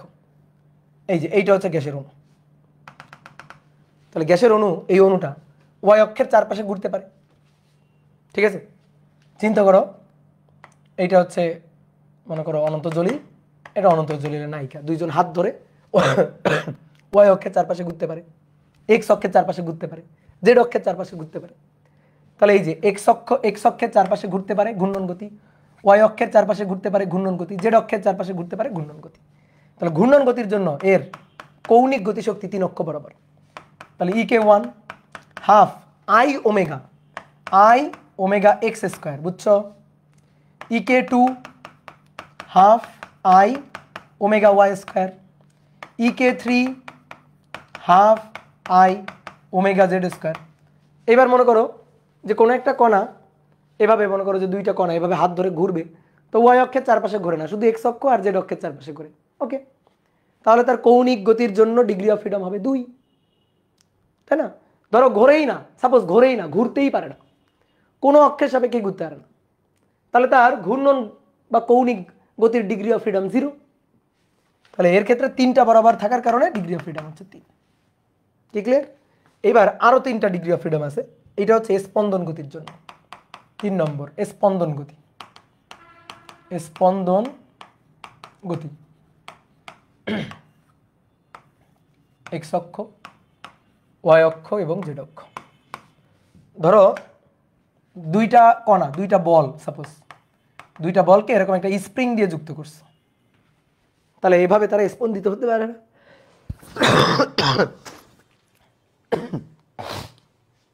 এভাবে তারা স্পন্দিত হতে পারে। তাহলে স্পন্দিত এক্স অক্ষ বরাবর হতে পারে, স্পন্দিত ওয়াই অক্ষ বরাবর হতে পারে, স্পন্দিত জেড অক্ষ বরাবর হতে পারে। তাহলে 3 অক্ষ বরাবরই স্পন্দিত হতে পারে। আর স্পন্দন হওয়ার জন্য তার গতিশক্তি কত জানো, মানে শক্তি কত জানো? হাফ কে এক্স স্কোয়ার। তাহলে হাফ কে এক্স স্কোয়ার, তারপরে হাফ কে ওয়াই স্কোয়ার, হাফ কে ওয়াই স্কোয়ার, তারপরে হাফ কে জেড স্কোয়ার, হাফ কে জেড স্কোয়ার, হাফ কে জেড স্কোয়ার। এক্স অক্ষ বরাবর যদি স্পন্দিত হয় তাহলে হাফ কে এক্স স্কোয়ার, ওয়াই অক্ষ বরাবর যদি স্পন্দিত হয় হাফ কে ওয়াই স্কোয়ার, জেড অক্ষ বরাবর যদি স্পন্দিত হয় হাফ কে জেড স্কোয়ার। তাহলে এইভাবে আবার এই যে 3টা ডিগ্রি অফ ফ্রিডম। এইবার মনে করো কোনো একটা কণা, তার 2টা রৈখিক গতি আছে, একটা কৌণিক গতি আছে, একটা কৌণিক গতি আছে, একটা অক্ষ বরাবর ঘুরতে পারে আর 2টা অক্ষ বরাবর দৌড়াইতে পারে, তার ডিগ্রি অফ ফ্রিডম হবে 3। কোনো একটা কণা, কোনো একটা কণা 3টা অক্ষ বরাবর দৌড়াইতে পারে, অর্থাৎ রৈখিক গতি 3 অক্ষ বরাবরই থাকবে, ওকে, তাহলে ডিগ্রি অফ ফ্রিডম 3। যদি কোনো একটা কণা রৈখিক গতি 3টা অক্ষ বরাবরই আছে আর কৌণিক গতি 2টা অক্ষ বরাবর আছে, তাহলে তার ডিগ্রি অফ ফ্রিডম 5। কোনো একটা কণা যার 3টা রৈখিক গতি আছে আর স্পন্দন গতি আছে একটা আর ঘূর্ণন গতি আছে 2টা, ওকে, তাহলে তার ডিগ্রি অফ ফ্রিডম 6। কথা কি বুঝছো? তাহলে এইভাবে হিসাব নিকাশ করতে হবে। তো এবার আসো এক পারমাণবিক গ্যাসের ডিগ্রি অফ ফ্রিডম হিসাব করব। এক পারমাণবিক গ্যাস, এক পারমাণবিক গ্যাসের নাম বলো। হাইড্রোজেন, হিলিয়াম, নাকি হাইড্রোজেন হবে না, হিলিয়াম, হিলিয়াম, নিয়ন, আর্গন, ক্রিপ্টন, এগুলো সব এক পারমাণবিক গ্যাস। একটা পরমাণু দিয়ে একটা অণু তৈরি। যদি এর গঠন দেখায়, এই যে একটা পরমাণু দিয়ে একটা অণু তৈরি, শেষ। তাহলে এবার তুমি চিন্তা করে দেখো তো, কোনো একটা পাত্রের মধ্যে ধরো একটা গ্যাস সিলিন্ডার, এই গ্যাস সিলিন্ডারের মধ্যে এক পারমাণবিক গ্যাস রাখা আছে। এই যে একটা গ্যাস সিলিন্ডার, এই গ্যাস সিলিন্ডারের মধ্যে এক পারমাণবিক গ্যাস রাখা আছে। তো এই গ্যাসের অণুগুলো সব এরকম দেখতে, একটা পরমাণু দিয়ে একটা অণু তৈরি। তাহলে একটা পরমাণু দিয়ে একটা অণু তৈরি, তাহলে এর জন্য গতি চিন্তা করো, গতি, একটা পরমাণু দিয়ে একটা অণু তৈরি। তাহলে এই যে পরমাণুটা বা অণুটা, এটা তো যে কোনো দিক বরাবরই গতিশীল হতে পারে, এক্স অক্ষ, ওয়াই অক্ষ, জেড অক্ষ, যে কোনো দিক বরাবরই তো সে গতিশীল হতে পারে, তাই না? তো যে কোনো দিক বরাবরই এর এই অক্ষ বরাবরও গতি থাকতে পারে, এই অক্ষ বরাবরও রৈখিক গতি থাকতে পারে, এই অক্ষ বরাবরও রৈখিক গতি থাকতে পারে না? তাহলে বলো তার ডিগ্রি অফ ফ্রিডম এফ কত হবে? তার ডিগ্রি অফ ফ্রিডম এফ কত হবে? তার ডিগ্রি অফ ফ্রিডম এফ হবে 3। এফ হবে 3। অনেকে বলছে ভাই কৌণিক গতির জন্য ডিগ্রি অফ ফ্রিডম এখানে থাকবে না? উত্তর হচ্ছে না, থাকবে না। ঘুরবে তো, ঘুরতে গেলে কারো হাত ধরে ঘুরতে হয়, একা একা ঘোরা যাবে না। তো একা একটা পরমাণু দিয়ে একটা অণু গঠিত, ও কার হাত ধরে ঘুরবে? তাহলে ও শুধু দৌড়াইতে পারে। স্পন্দিতও যদি হইতে হয় তাও আরেকজনকে লাগবে। তাহলে একা একা ঘোরা বা স্পন্দিত হওয়া যাবে না। তাহলে কি হবে? রৈখিক, যা ছোটাছুটি করা যাবে, ও খালি দৌড়াইতে পারবে। এক্স অক্ষ বরাবর বেগের উপাংশ, ওয়াই অক্ষ বরাবর বেগের উপাংশ, জেড অক্ষ বরাবর বেগের উপাংশ থাকবে, কিন্তু কৌণিক গতির কোনো ক্ষেত্রে এখানে থাকবে না। কি কথা বোঝা গেছে? তাহলে ডিগ্রি অফ ফ্রিডম হচ্ছে 3। এবার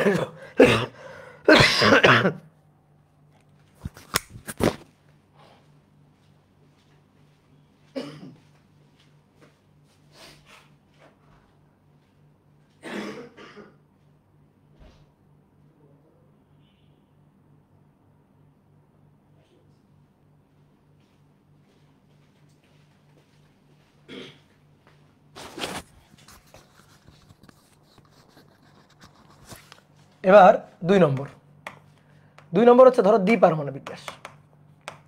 দ্বিপারমাণবিক গ্যাসের ডিগ্রি অফ ফ্রিডম। দ্বিপারমাণবিক গ্যাস কি? হাইড্রোজেন, নাইট্রোজেন, অক্সিজেন, এগুলো সব দ্বিপারমাণবিক গ্যাস। তাহলে কোনো একটা গ্যাস সিলিন্ডারে দ্বিপারমাণবিক গ্যাস আছে। তো দ্বিপারমাণবিক গ্যাসের অণুগুলো দেখতে কেমন? দ্বিপারমাণবিক গ্যাসের অণুগুলো হচ্ছে 2টা পরমাণু সমন্বয়ে গঠিত, এই যে এরকম 2টা পরমাণু সমন্বয়ে গঠিত, এভাবে 2টা পরমাণু দিয়ে একটা অণু তৈরি। তাহলে এখানে যে অণুগুলো আছে, এই পাত্রের মধ্যে যে অণুগুলো আছে, সেই অণুগুলো দেখতে সব এরকম, কিন্তু 2টা পরমাণু দিয়ে একটা অণু তৈরি, 2টা পরমাণু দিয়ে একটা অণু তৈরি, দেখতে এরকম, কিন্তু এগুলা সব ছোটাছুটি করতেছে, তাহলে এবার আসো এক্স, ওয়াই, জেড। এবার দেখো, এই হচ্ছে একটা অণু, দ্বিপারমাণবিক গ্যাসের অণু। ভাই এক্স অক্ষ বরাবর দৌড়াইতে পারে? হ্যাঁ অবশ্যই। এতে এক্স অক্ষ বরাবর দৌড়াইতে পারবে না কেন? পারবে। ওয়াই অক্ষ বরাবর? হ্যাঁ। জেড অক্ষ বরাবর? হ্যাঁ। তাহলে রৈখিক ডিগ্রি অফ ফ্রিডম, রৈখিক গতির ডিগ্রি অফ ফ্রিডম 3 আছে। আগে এই এফ ছিল শুধুমাত্র রৈখিক, কোনো কৌণিক টৌণিক ছিল না, এগুলো সব রৈখিক ছিল। তাহলে 3 অক্ষ বরাবর দৌড়াইতে পারে। এইবার ঘুরতে পারে কিনা? হ্যাঁ। দেখো আমি যেভাবে আঁকছি, তুমি যে কোনো একটা ভাবে আঁকতে পারো। হয় এক্স অক্ষ বরাবর বসাই দিবা, নয়তো ওয়াই অক্ষ বরাবর বসাই দিবা, নয়তো জেড অক্ষ বরাবর বসাই দিবা। যে কোনো একটা অক্ষ বরাবর তুমি ওরে বসাও। এবার দেখো তো ও ঘুরতে পারে কয় অক্ষ বরাবর? ও ঘুরলে ঘুরলে ওর গতিশক্তি কয় অক্ষ বরাবর থাকে? দেখো ভালো করে দেখো, ওয়াই অক্ষ বরাবর ঘুরতে পারে কিনা? ইয়েস পারে, ওয়াই অক্ষ বরাবর ঘুরতে পারে। দেখো এই যে হাত ধরে ওয়াই অক্ষ বরাবর ওয়াই অক্ষের চারপাশে ঘুরতে পারে, ওয়াই অক্ষের চারপাশে ঘুরতে পারে। তাহলে এইভাবে আছে, এইভাবে থাকলে এইভাবে আছে, এইভাবে থাকলে ওয়াই অক্ষের চারপাশে ঘুরতে পারবে। কে ক্লিয়ার? ওয়াই অক্ষের চারপাশে ঘোরা সম্ভব। জেড অক্ষের চারপাশে ঘোরা সম্ভব কিনা? হ্যাঁ, জেড অক্ষের চারপাশে ঘোরা সম্ভব, জেড অক্ষের চারপাশে ঘুরতে পারবে।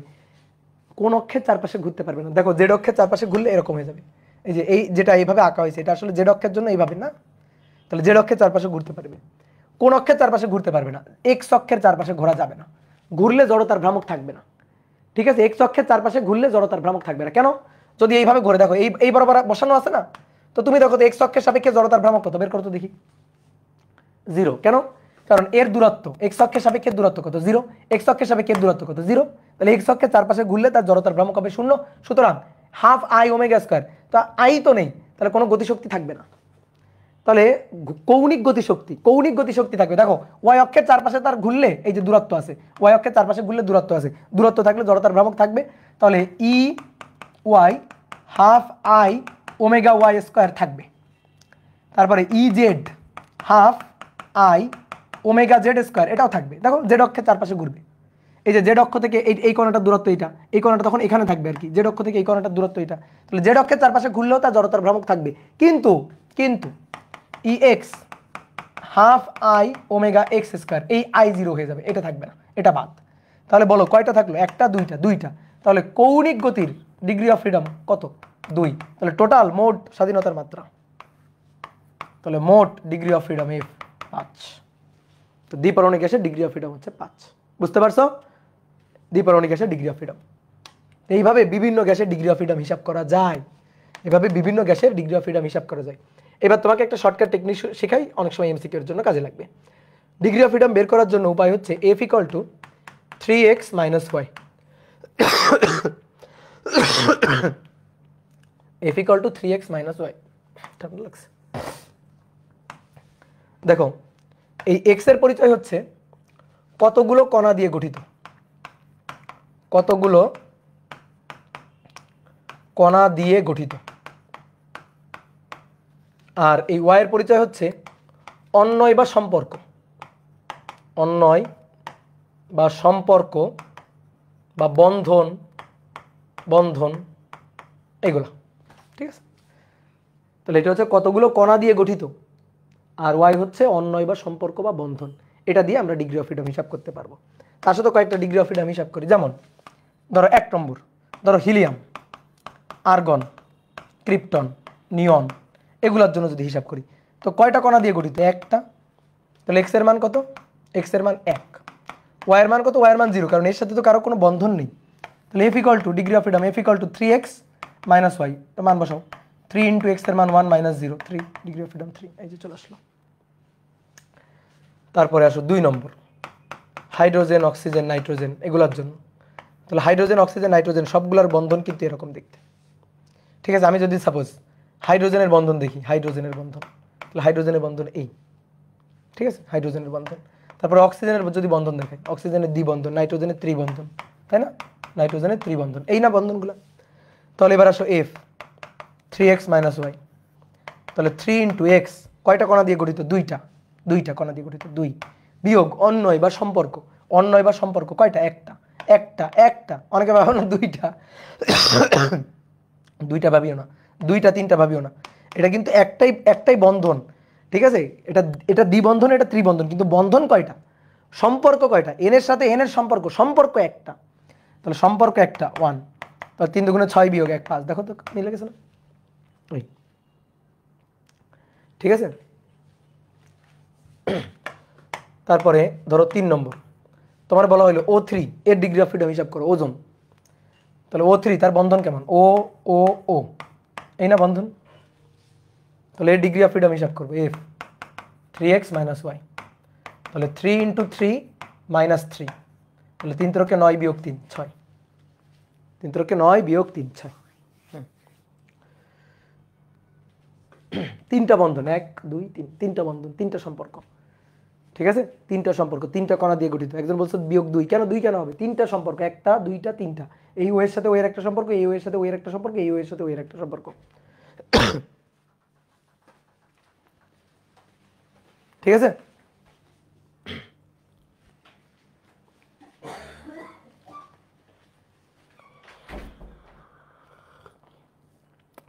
তোমরা কার্বন ডাইঅক্সাইড গ্যাসের হিসাব করো তো এবার। কার্বন ডাইঅক্সাইড গ্যাসের হিসাব করো, বিশেষ করে যখন মানে 3টা পরমাণু দিয়ে গঠিত, 4টা পরমাণু দিয়ে গঠিত বা আরও বেশি পরমাণু দিয়ে গঠিত, তখন কিন্তু আর এইভাবে ডিগ্রি অফ ফ্রিডম হিসাব করা সহজ হবে না। এইভাবে ডিগ্রি অফ ফ্রিডম হিসাব করা কিন্তু আর সহজ হবে না। তো তখন এই সূত্র দিয়ে হিসাব করবা, তখন সূত্র দিয়ে হিসাব করে ফেলবা। তাহলে এবার কার্বন ডাইঅক্সাইড গ্যাসের জন্য হিসাব করো। তাহলে দেখো কার্বন ডাইঅক্সাইড CO2 এর জন্য CO2 এর F নির্ণয়। তো কার্বন ডাইঅক্সাইডের বন্ধন কেমন? কার্বন ডাইঅক্সাইডের বন্ধন কেমন? কার্বন কয়টা? একটা, আর অক্সিজেন কয়টা? 2টা। তাহলে এই যে এরকম বন্ধন না, সরল রৈখিক। তাহলে এর degree of freedom F 3x - y, 3x - y, 3x 1 2 3 minus y 1 2, তাহলে 3 2 6 বিয়োগ 2, সরি 3 এর কেন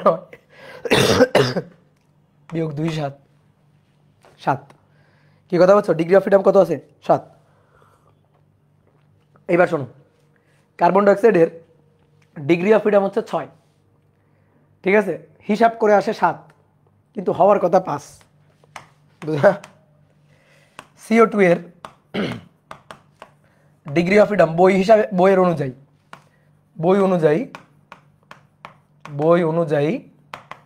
6, ম্যাথ করার সময় বইয়ে 6 দিয়ে করছে, ঠিক আছে? আর হিসাবে আসে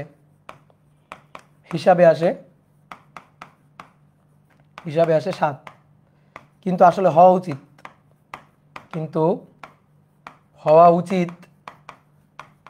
5, ঠিক আছে? কেন হওয়া উচিত 5? কারণ কার্বন ডাইঅক্সাইড গ্যাসের দেখো গঠনটা দেখো সরল রৈখিক। তো সরল রৈখিক হলে দেখো, সরল রৈখিক যদি হয়, এটা C, এটা O, এটা O, তো সরল রৈখিক যদি হয় তাহলে x অক্ষ বরাবর গতি থাকবে, y অক্ষ বরাবর গতি থাকবে, z অক্ষ বরাবর গতি থাকবে। আর ঘোরা ধরো এই যে এই অক্ষ বরাবর ঘুরলো আর এই অক্ষ বরাবর ঘুরলো, কিন্তু এই অক্ষ বরাবর ঘুরতে পারবে না। তাহলে রৈখিক থাকবে কয়টা? রৈখিক ডিগ্রি অফ ফ্রিডম 3 অক্ষ বরাবর দৌড়ানোর জন্য রৈখিক ডিগ্রি অফ ফ্রিডম থাকবে 3টা, আর ঘোরার জন্য কৌণিক ডিগ্রি অফ ফ্রিডম থাকবে 2টা। তাহলে টোটাল মোট ডিগ্রি অফ ফ্রিডম থাকবে 5টা। অর্থাৎ দ্বিপারমাণবিক গ্যাসের জন্য যে হিসাবটা সেরকম, দ্বিপারমাণবিক গ্যাসের জন্য যে হিসাবটা সেরকম। বুঝলা? এবার কথা হচ্ছে কি, তোমরা পরীক্ষা আসলে কোনটা দিবা? পরীক্ষা আসলে 6 দিবা, বইতে 6 লেখা আছে 6 দিবা, বইতে 6 লেখা আছে 6 দিবা। তাহলে কোনো গ্যাসের যদি আকৃতি সরল রৈখিক হয়, ঠিক আছে, আণবিক গঠন যদি সরল রৈখিক হয়, তাহলে তার ডিগ্রি অফ ফ্রিডম 5ই হবে। আকৃতি যদি সরল রৈখিক হয় তার ডিগ্রি অফ ফ্রিডম 5 হবে। এবার সূত্র দিয়ে তোমাকে 2টা কাজ দিয়ে দিচ্ছি, অ্যামোনিয়া আর মিথেন, NH3 আর CH4 এর ডিগ্রি অফ ফ্রিডম হিসাব করো। NH3 N H তাহলে F = 3x - y, 3 1 2 3 4 বিয়োগ 1 2 3, তাহলে 3 4 12, 12 থেকে 3 বিয়োগ দিয়ে দাও, 3 4 12, 12 থেকে 3 বিয়োগ দিয়ে দাও, তাহলে কত হচ্ছে? 9। CH4 বলো, CH4 এর গঠন কেমন হবে? CH চতুস্থলকীয় বন্ড স্ট্রাকচার। তাহলে F = 3x - y, তাহলে 3x 1 2 3 4 5 বিয়োগ 1 2 3 4, তাহলে 15 বিয়োগ 4 11।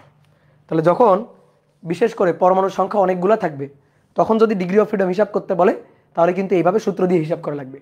আর যদি ম্যাথ করার দরকার হয়, তাহলে ম্যাথ করার জন্য ধরে নিবা সকল বহুপারমাণবিক গ্যাসের জন্য, বিশেষ করে সেকেন্ড পার্টে, ঠিক আছে, সেকেন্ড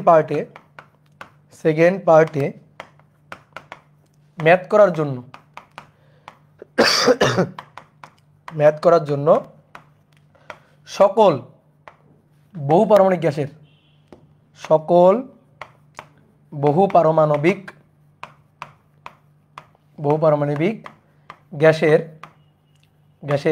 ডিগ্রি অফ ফ্রিডম মানে স্বাধীনতার মাত্রা 6 ধরবা। স্বাধীনতার মাত্রা হবে 6। বুঝলা? ম্যাথ করার জন্য সেকেন্ড পার্টে, বিশেষ করে সেকেন্ড পার্টে বহু পারমাণবিক যে গ্যাস বলুক, methane, ethane, carbon dioxide, ammonia, যে গ্যাস বলুক, তুমি ডিগ্রি অফ ফ্রিডম 6 ধরে হিসাব করে নেবা। এটাই হচ্ছে কাহিনী। তাহলে গেল।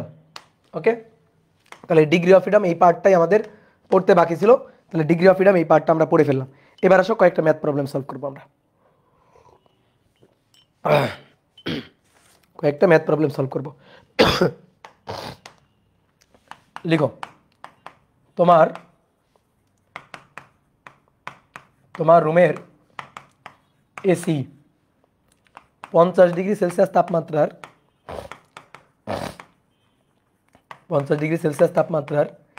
80% আপেক্ষিক আর্দ্রতার বায়ুকে 80% আপেক্ষিক আর্দ্রতার বায়ুকে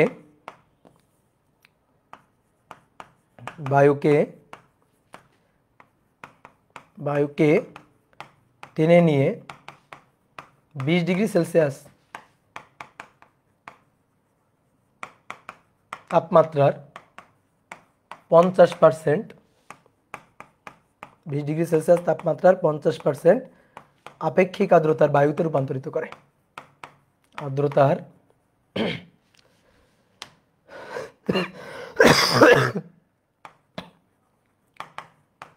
তাপমাত্রার বায়ুতে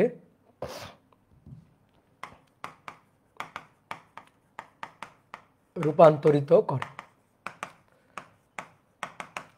আমাদের তথ্য দেওয়া আছে 40 ডিগ্রি সেলসিয়াস তাপমাত্রায় সম্পৃক্ত জলীয় বাষ্পচাপের ঘনত্ব, ঠিক আছে, ঘনত্ব 40 ডিগ্রি সেলসিয়াস তাপমাত্রায় সম্পৃক্ত জলীয় বাষ্পচাপের ঘনত্ব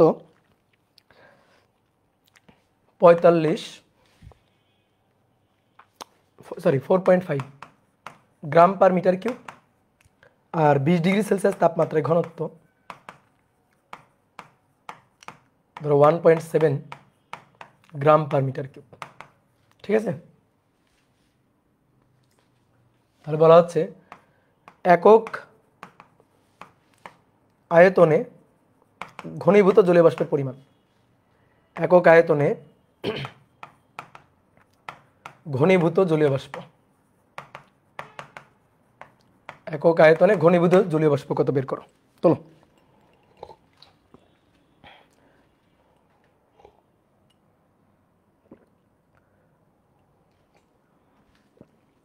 একক আয়তনে ঘনীভূত জলীয় বাষ্প।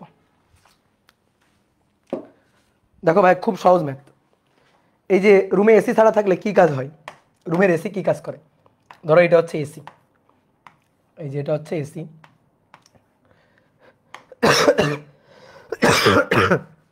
কি শুরু হইল? ধরো এটা হচ্ছে এসি, ঠিক আছে।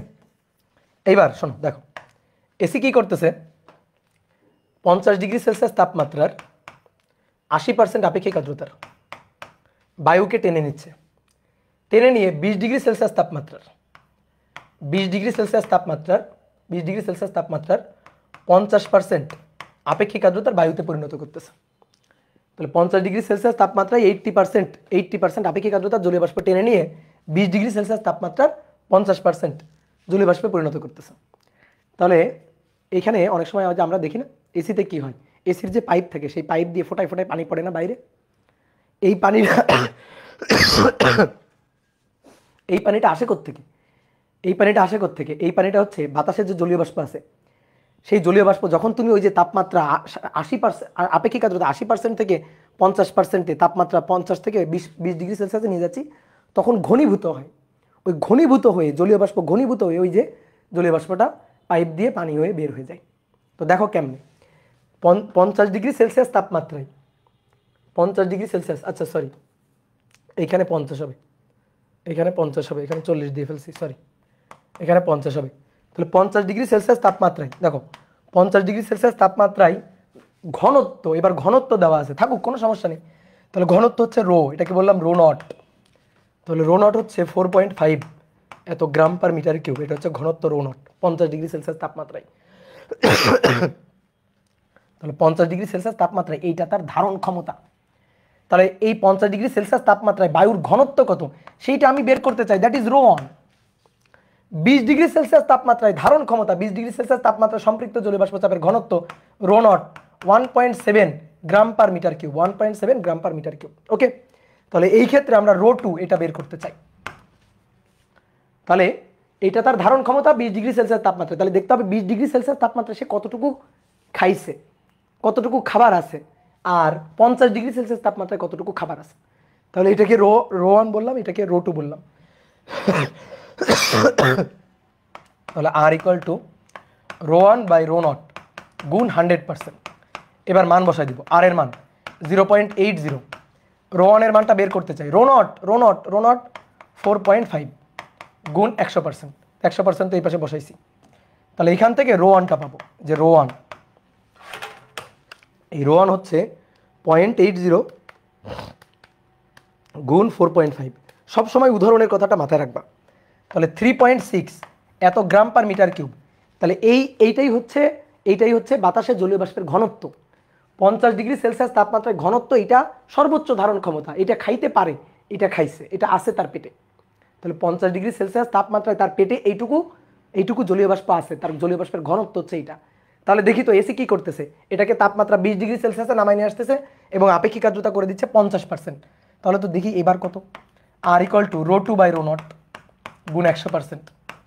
তাহলে এটা 50% 0.50, রো টু 1.7 ইন্টু 100%, তাহলে অতএব রো টু, তাহলে রো টু হচ্ছে 0.50 গুণ 1.7, 0.50 গুণ 1.7, 0.85 এত গ্রাম পার মিটার কিউব, 0.85 এত গ্রাম পার মিটার কিউব। কি কথা বুঝছো? ক্লিয়ার? তাহলে এবার আসো, এইটা তার ঘনত্ব আগে ছিল, এইটা তার ঘনত্ব এখন হইতে পারে, এইটা তার এখন ঘনত্ব। তাহলে আগে এটা, এখন এইটা হয়ে যাচ্ছে। তার মানে এসি যে বাতাসটা টেনে ভেতরে নিয়ে আসতেছে, বাইরে যখন ছিল তখন এসিতে জলীয় বাষ্প ছিল পার মিটার কিউবে 3.6 গ্রাম।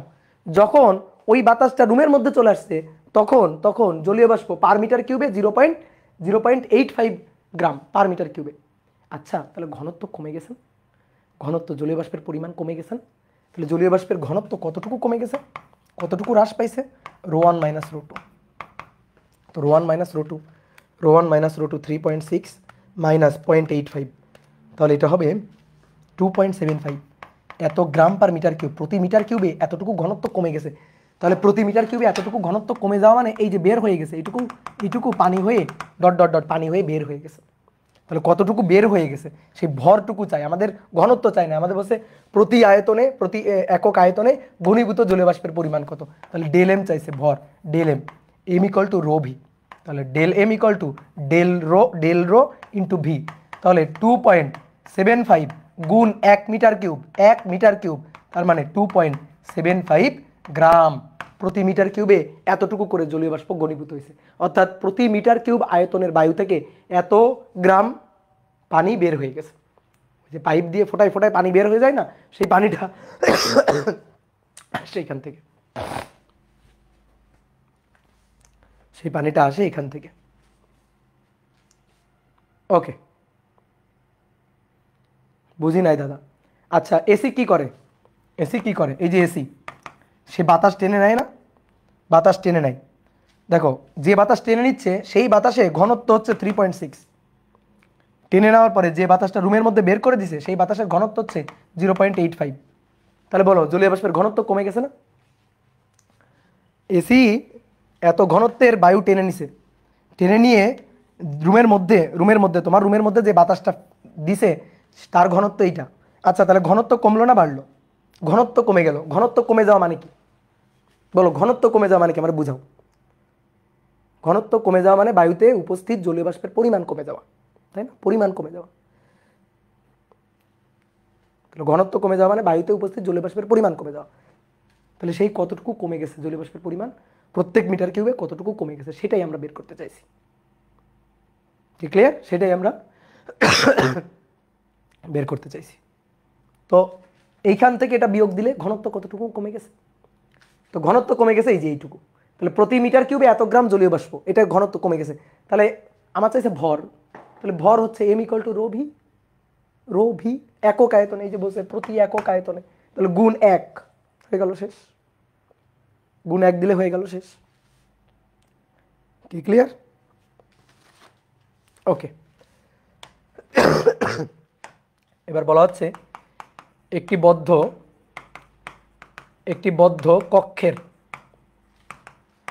বদ্ধ কক্ষের তাপমাত্রা 17 ডিগ্রি সেলসিয়াস, শিশিরাঙ্ক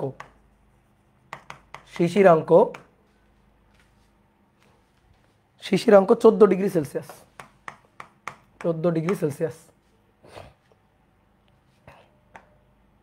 9 ডিগ্রি সেলসিয়াস ও 11 ডিগ্রি সেলসিয়াস তাপমাত্রায় সম্পৃক্ত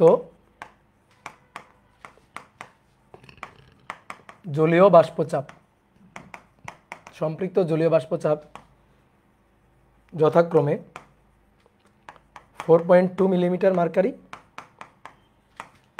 ও 6.7 মিলিমিটার মার্কারি। তাহলে আপেক্ষিক বলছে তাপমাত্রা কমে 10 ডিগ্রি সেলসিয়াস হলে শিশিরাঙ্ক ও সম্পৃক্ত জলীয় বাষ্পচাপ কত হবে? সম্পৃক্ত জলীয় বাষ্পচাপ কত হবে? দেখবা বোর্ড কোশ্চেন আছে, মেবি বরিশাল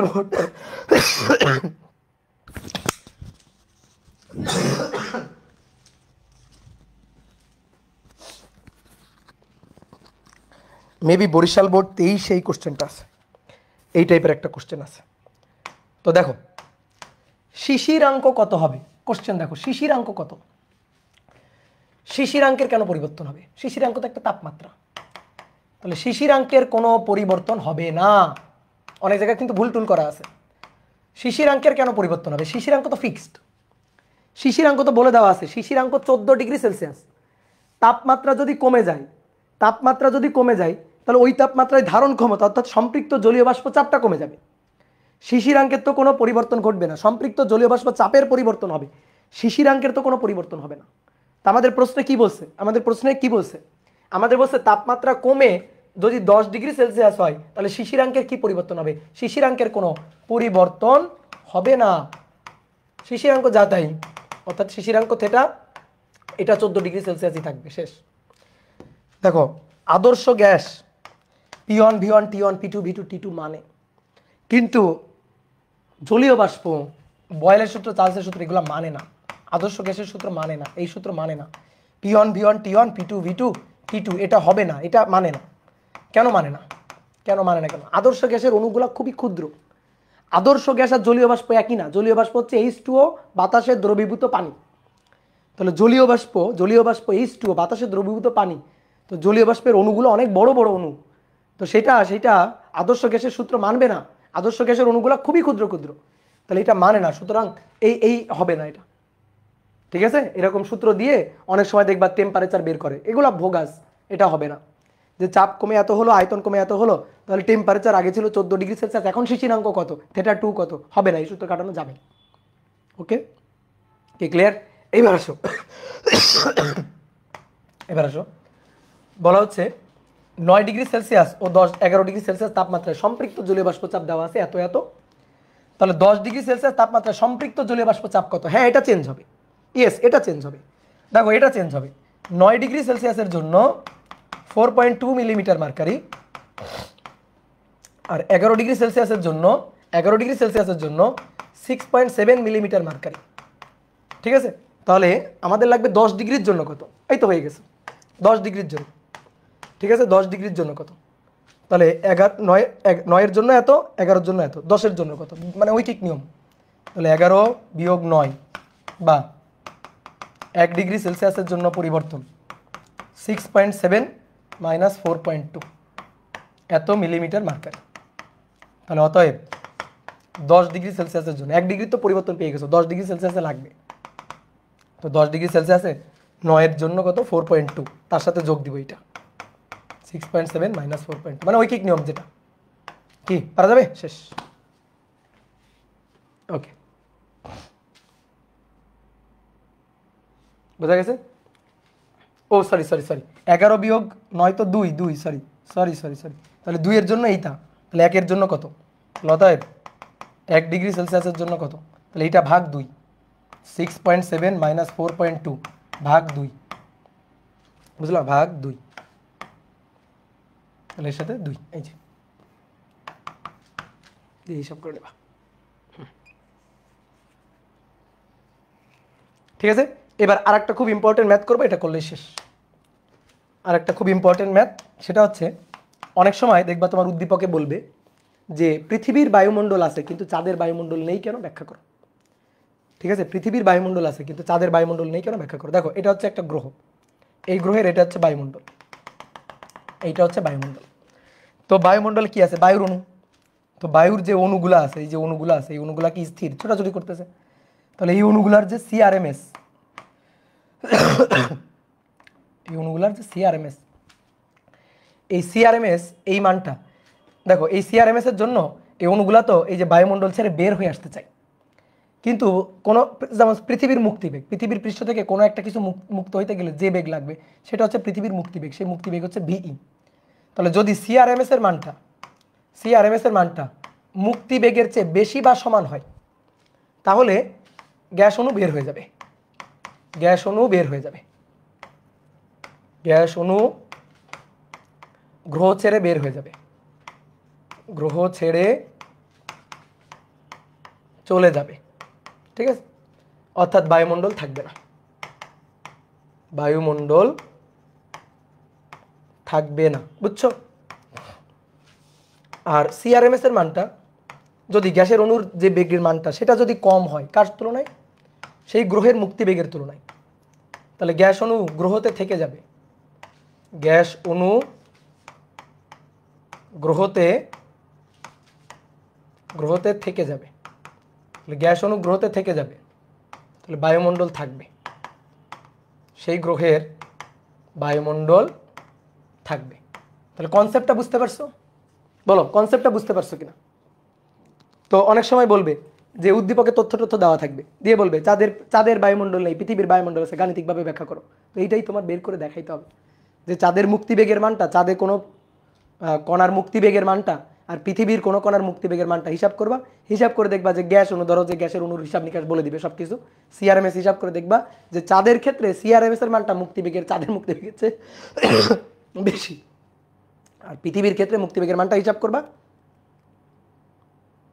পৃথিবীর ক্ষেত্রে মুক্তিবেগের মানটা হিসাব করবা, মুক্তিবেগের মানটা হিসাব করে দেখবা যে গ্যাস অণুর যে মুক্তিবেগ তার তুলনায় পৃথিবীর মুক্তিবেগের মানটা অনেক বেশি, সুতরাং গ্যাস অণু যাবে না। তাহলে একটা ম্যাথ করো তো, সুন্দর সুন্দর একটা ম্যাথ করো। বলা হচ্ছে কোনো গ্রহের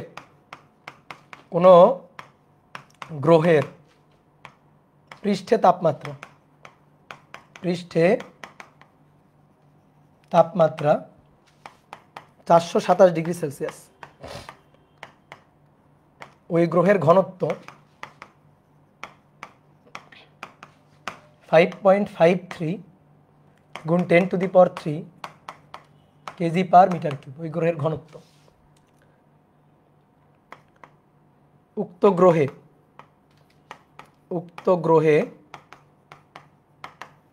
বায়ুমণ্ডলের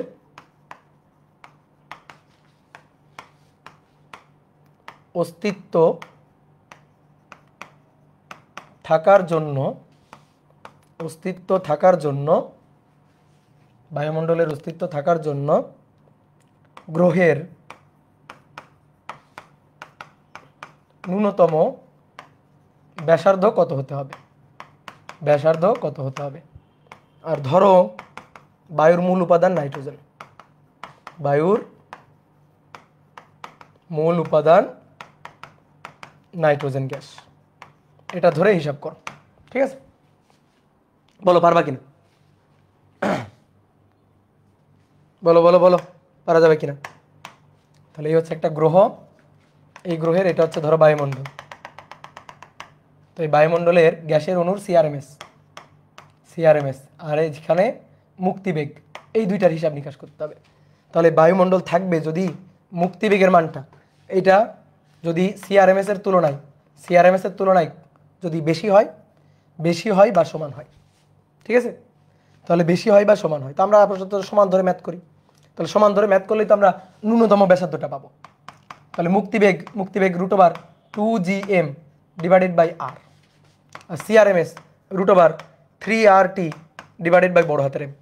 এইবার আসো, গ্রহের কিন্তু ভর দেওয়া নেই, ভর দেওয়া নেই, কি দেওয়া আছে? ঘনত্ব, কোনো ব্যাপার না। আমরা ভরকে ভেঙে ফেলবো। তাহলে বর্গ করে দাও, বর্গ করে দিলে 2gm, m equal to rho হচ্ছে ঘনত্ব, আর ভি হচ্ছে 4/3 পাই আর কিউব, আর নিচে আবার একটা আর, 3RT ডিভাইডেড বাই বড় হাতের, 3RT ডিভাইডেড বাই বড় হাতের। তাহলে 8/3 জি রো পাই আর কিউব আর স্কোয়ার, ঠিক আছে? আর স্কোয়ার, এই শোনো, এই আর কাটাকাটি করতে যায় না কিন্তু, এই আর কিন্তু মোলার গ্যাস কনস্ট্যান্ট। তাহলে 3RT ডিভাইডেড বাই বড় হাতের এম, 3RT বাই বড় হাতের এম। এই আরকে একটু অন্য কালি দিয়ে লিখি, এটা অন্য আর, এটা পৃথিবীর ব্যাসার্ধ আর না, ঠিক আছে? এটা কিন্তু অন্য আর। একটা কাজ করতে পারো, এখানে এই আরটাকে ছোট হাতের আর দিতে পারো, এই আরটাকে ছোট হাতের আর দিতে পারো, বুঝলা? এই আরটাকে যদি ছোট হাতের আর দাও, ছোট হাতের আর অথবা বড় হাতের আর দিলে গ্রহের ব্যাসার্ধ কি দিবা? আর ড্যাশ বলো। তাহলে রুট তো চলে গেল, 2gm equal to rho V 4/3 pi R dash cube divided by R dash. তাহলে কাটাকাটি করলে 8/3 0 পাই আর ড্যাশ স্কোয়ার। ওকে, তাহলে এখান থেকে এই আর ড্যাশ স্কোয়ারের মানটা আমাদের বের করতে হবে, আর ড্যাশের মানটা আমাদের বের করতে হবে, আর সব আমাদের জানা আছে। তাহলে 8/3 জি 6.673 ইন্টু 10⁻⁻11, রো 5.53 ইন্টু 10⁻³ তারপরে পাই 3.1416,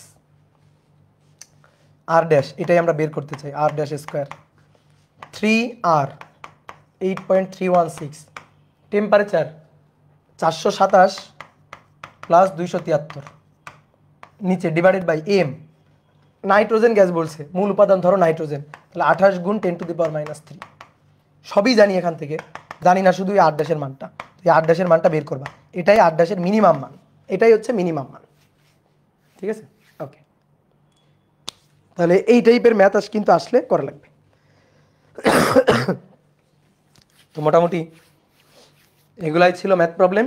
তুমি এবার একটু কোশ্চেন ব্যাংক ঘেটে দেখো, কোশ্চেন ব্যাংক মানে আর কি টেস্ট পেপার, দেখবার নতুন তেমন কিছুই পাবা না, ঠিক আছে?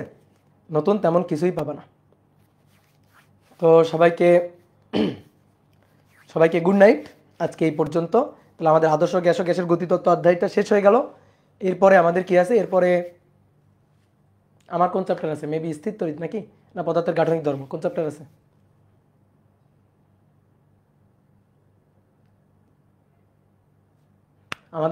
আমার ভাগ্যের কোন চ্যাপ্টার আছে? স্থির তড়িৎ না? আচ্ছা, এটা মনে হয় ঈদের পরে। তাহলে তোমাদের সাথে ঈদের পরে আবার দেখা হচ্ছে। তো সবাইকে তাহলে ঈদের অগ্রিম শুভেচ্ছা। সবার ঈদ ভালো কাটুক, ঠিক আছে? সবার ঈদ ভালো কাটুক। তো ঠিক আছে, সবাই ভালো থাকো। ওকে, ঠিক আছে।